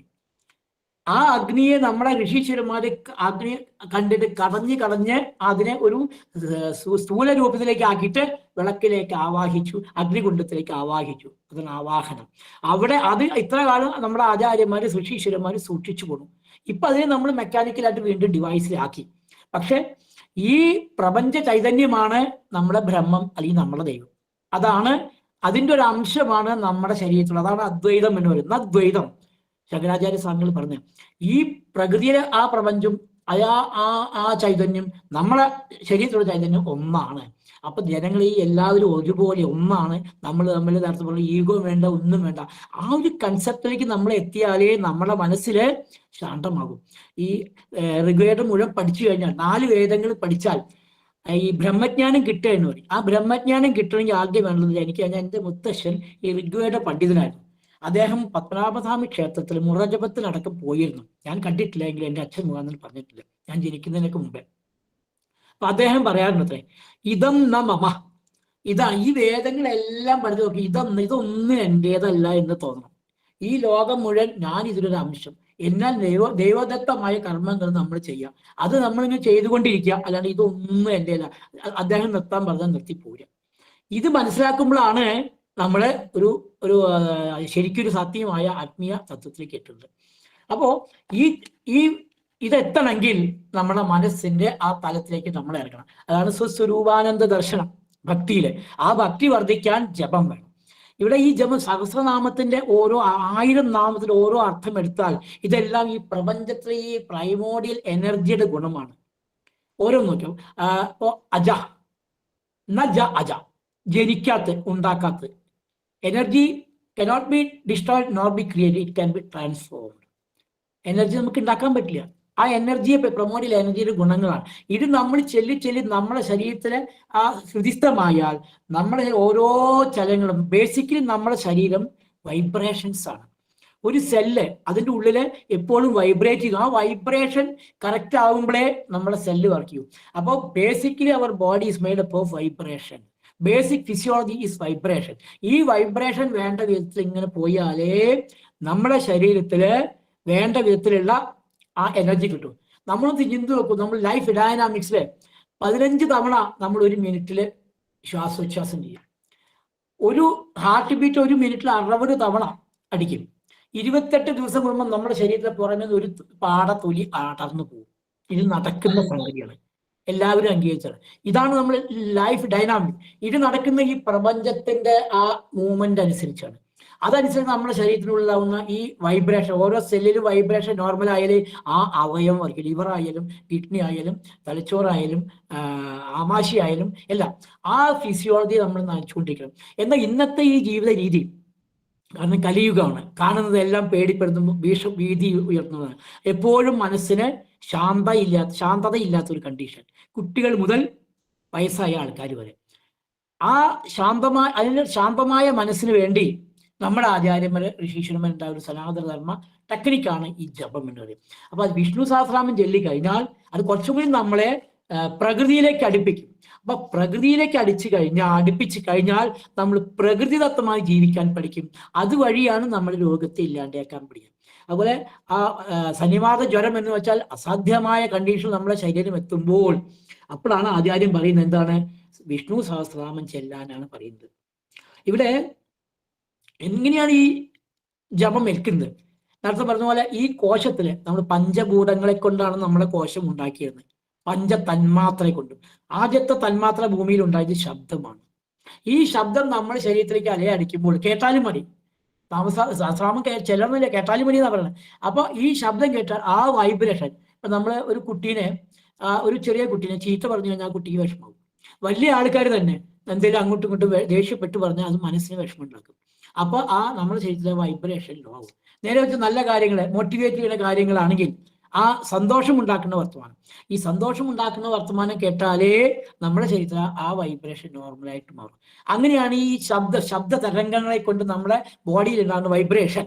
അപ്പൊ നമ്മൾ ചെല്ലുമ്പോൾ ആ ചെല്ലണോടുകൂടി ഇവിടെയുള്ള എല്ലാ മസിലും നമ്മൾ ഒരുപോലെ വർക്ക് ചെയ്യും. ആ വർക്ക് ചെയ്യുമ്പോൾ ആ വൈബ്രേഷൻ നമ്മുടെ തലച്ചോറിലേക്കും മറ്റുള്ള അവയവത്തിലേക്കും എല്ലാം എത്തും.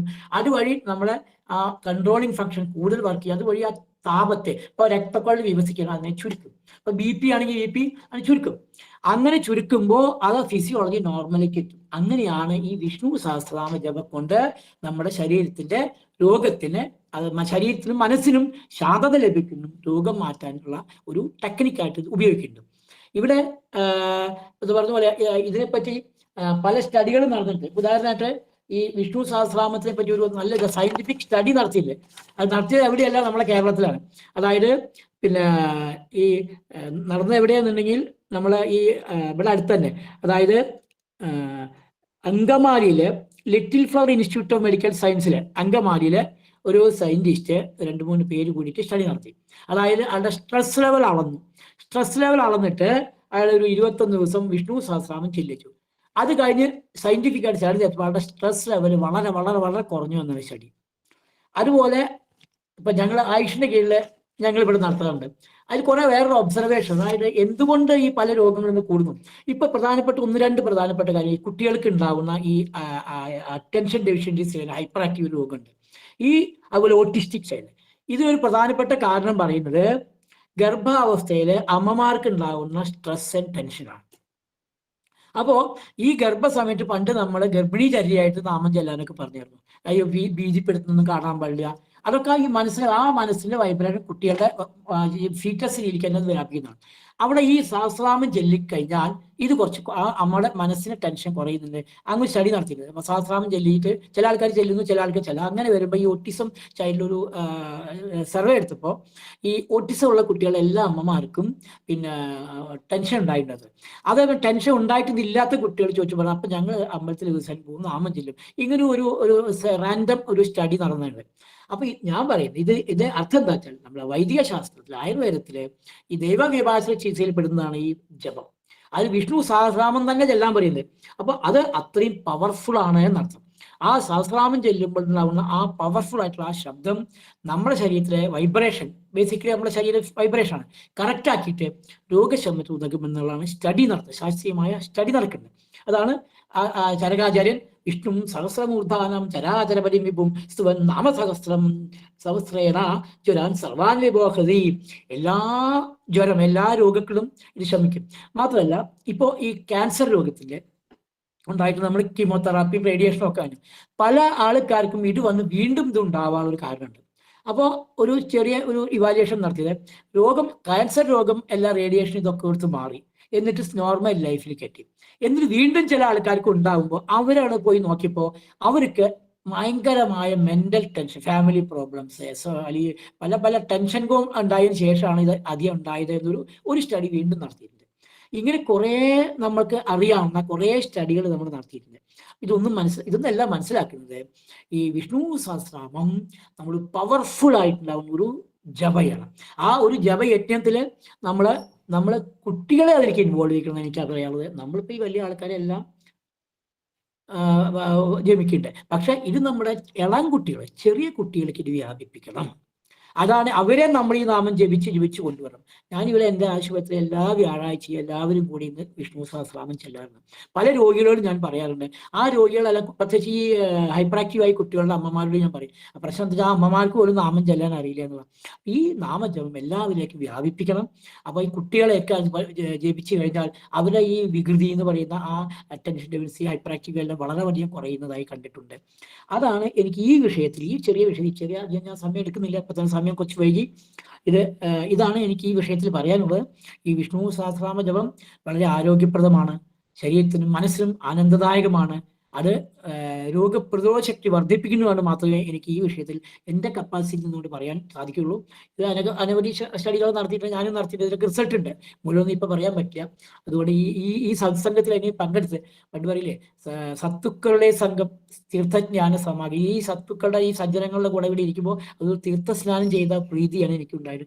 ഇവിടെ വരാനും നിങ്ങളോട് ഇതിൽ കുറച്ചു നേരം ഇതിൽ സംസാരിക്കാനും കഴിഞ്ഞത് വളരെ സന്തോഷപ്രദമാണ്.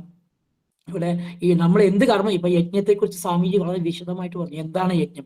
ഋഗ്വേദത്തിൽ ശ്ലോകമുണ്ട്, ഓം അഗ്നേയം യജ്ഞമധ്വരം വിശ്വട പരിപൂരസി സ ഇദ്ദേവേഷു ഗച്ഛതി. അധ്വരമായിട്ട് എന്ത് കർമ്മം ചെയ്യുക, അത് മറ്റുള്ളവനെ വിഷമമില്ലാതെ, മറ്റുള്ളവനെ സന്തോഷിക്കാനുള്ള എന്ത് കർമ്മം ചെയ്യുക, മറ്റുള്ളവനക്ക് ഉപകാരപ്രദമായ എന്ത് കർമ്മം, അത് യജ്ഞമാണ്. അത് എല്ലാ ജനങ്ങളിലേക്കും എത്തും, അനസ്യൂതം വളരുമെന്നാണ് അതിൻ്റെ ഒരു ലൗകികമായ അർത്ഥം.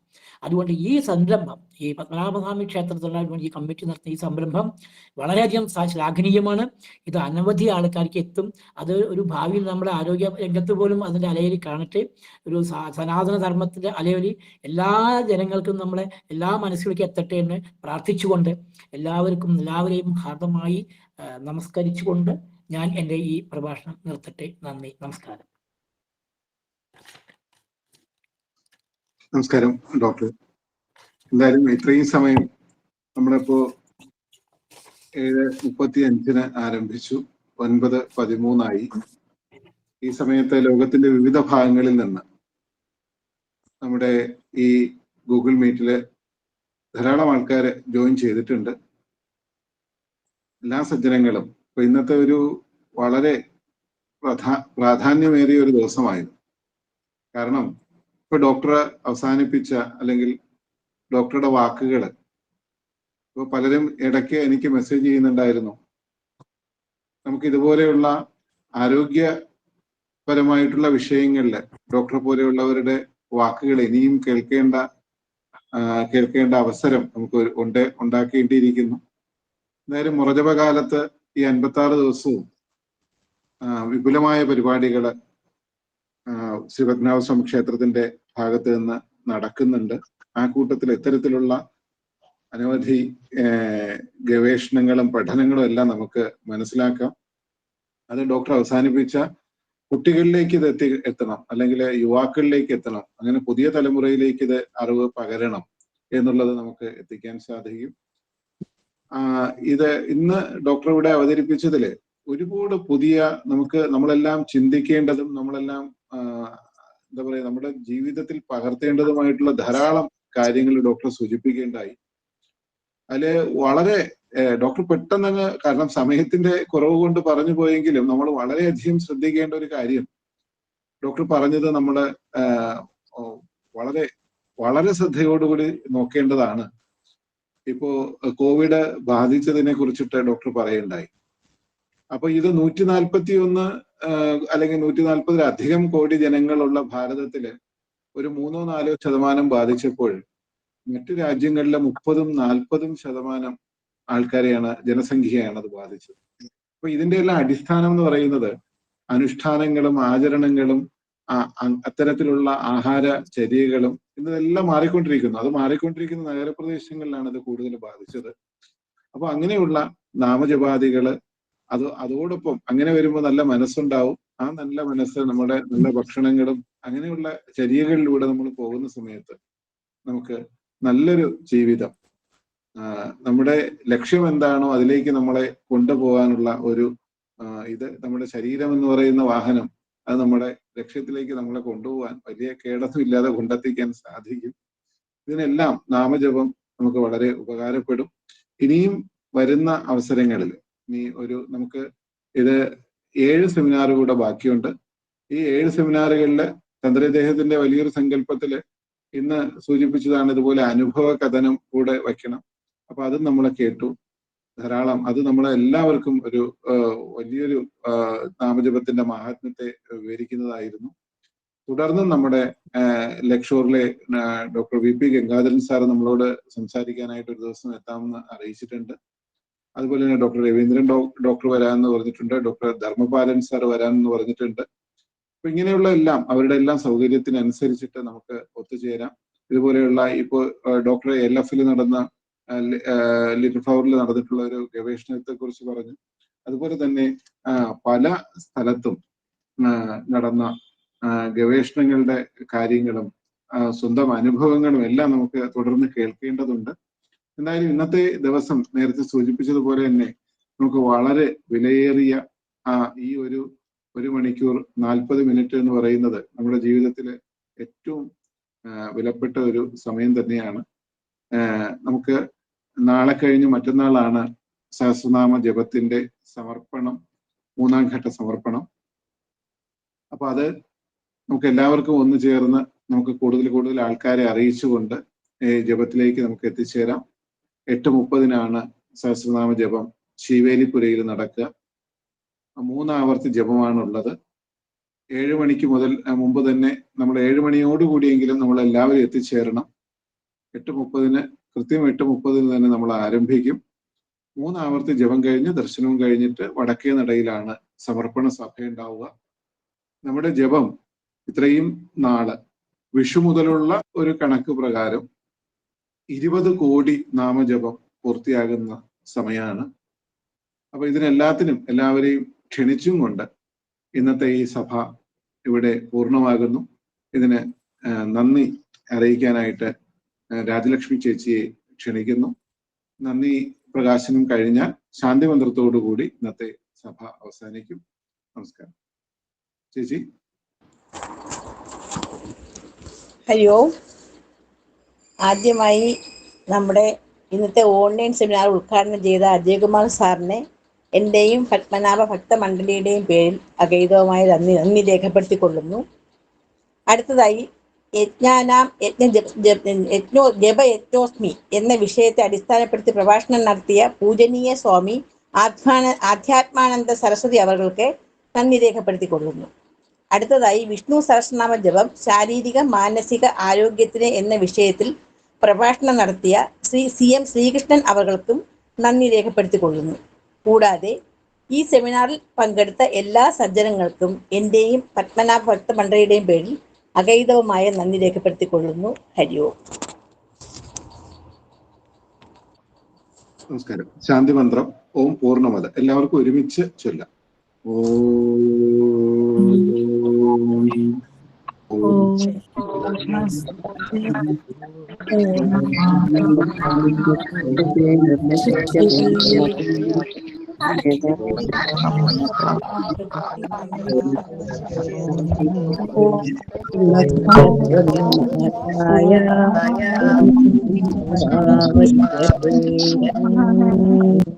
ശാന്തി ശാന്തി ശാന്തി. എല്ലാവർക്കും ശുഭരാത്രി, നമസ്കാരം.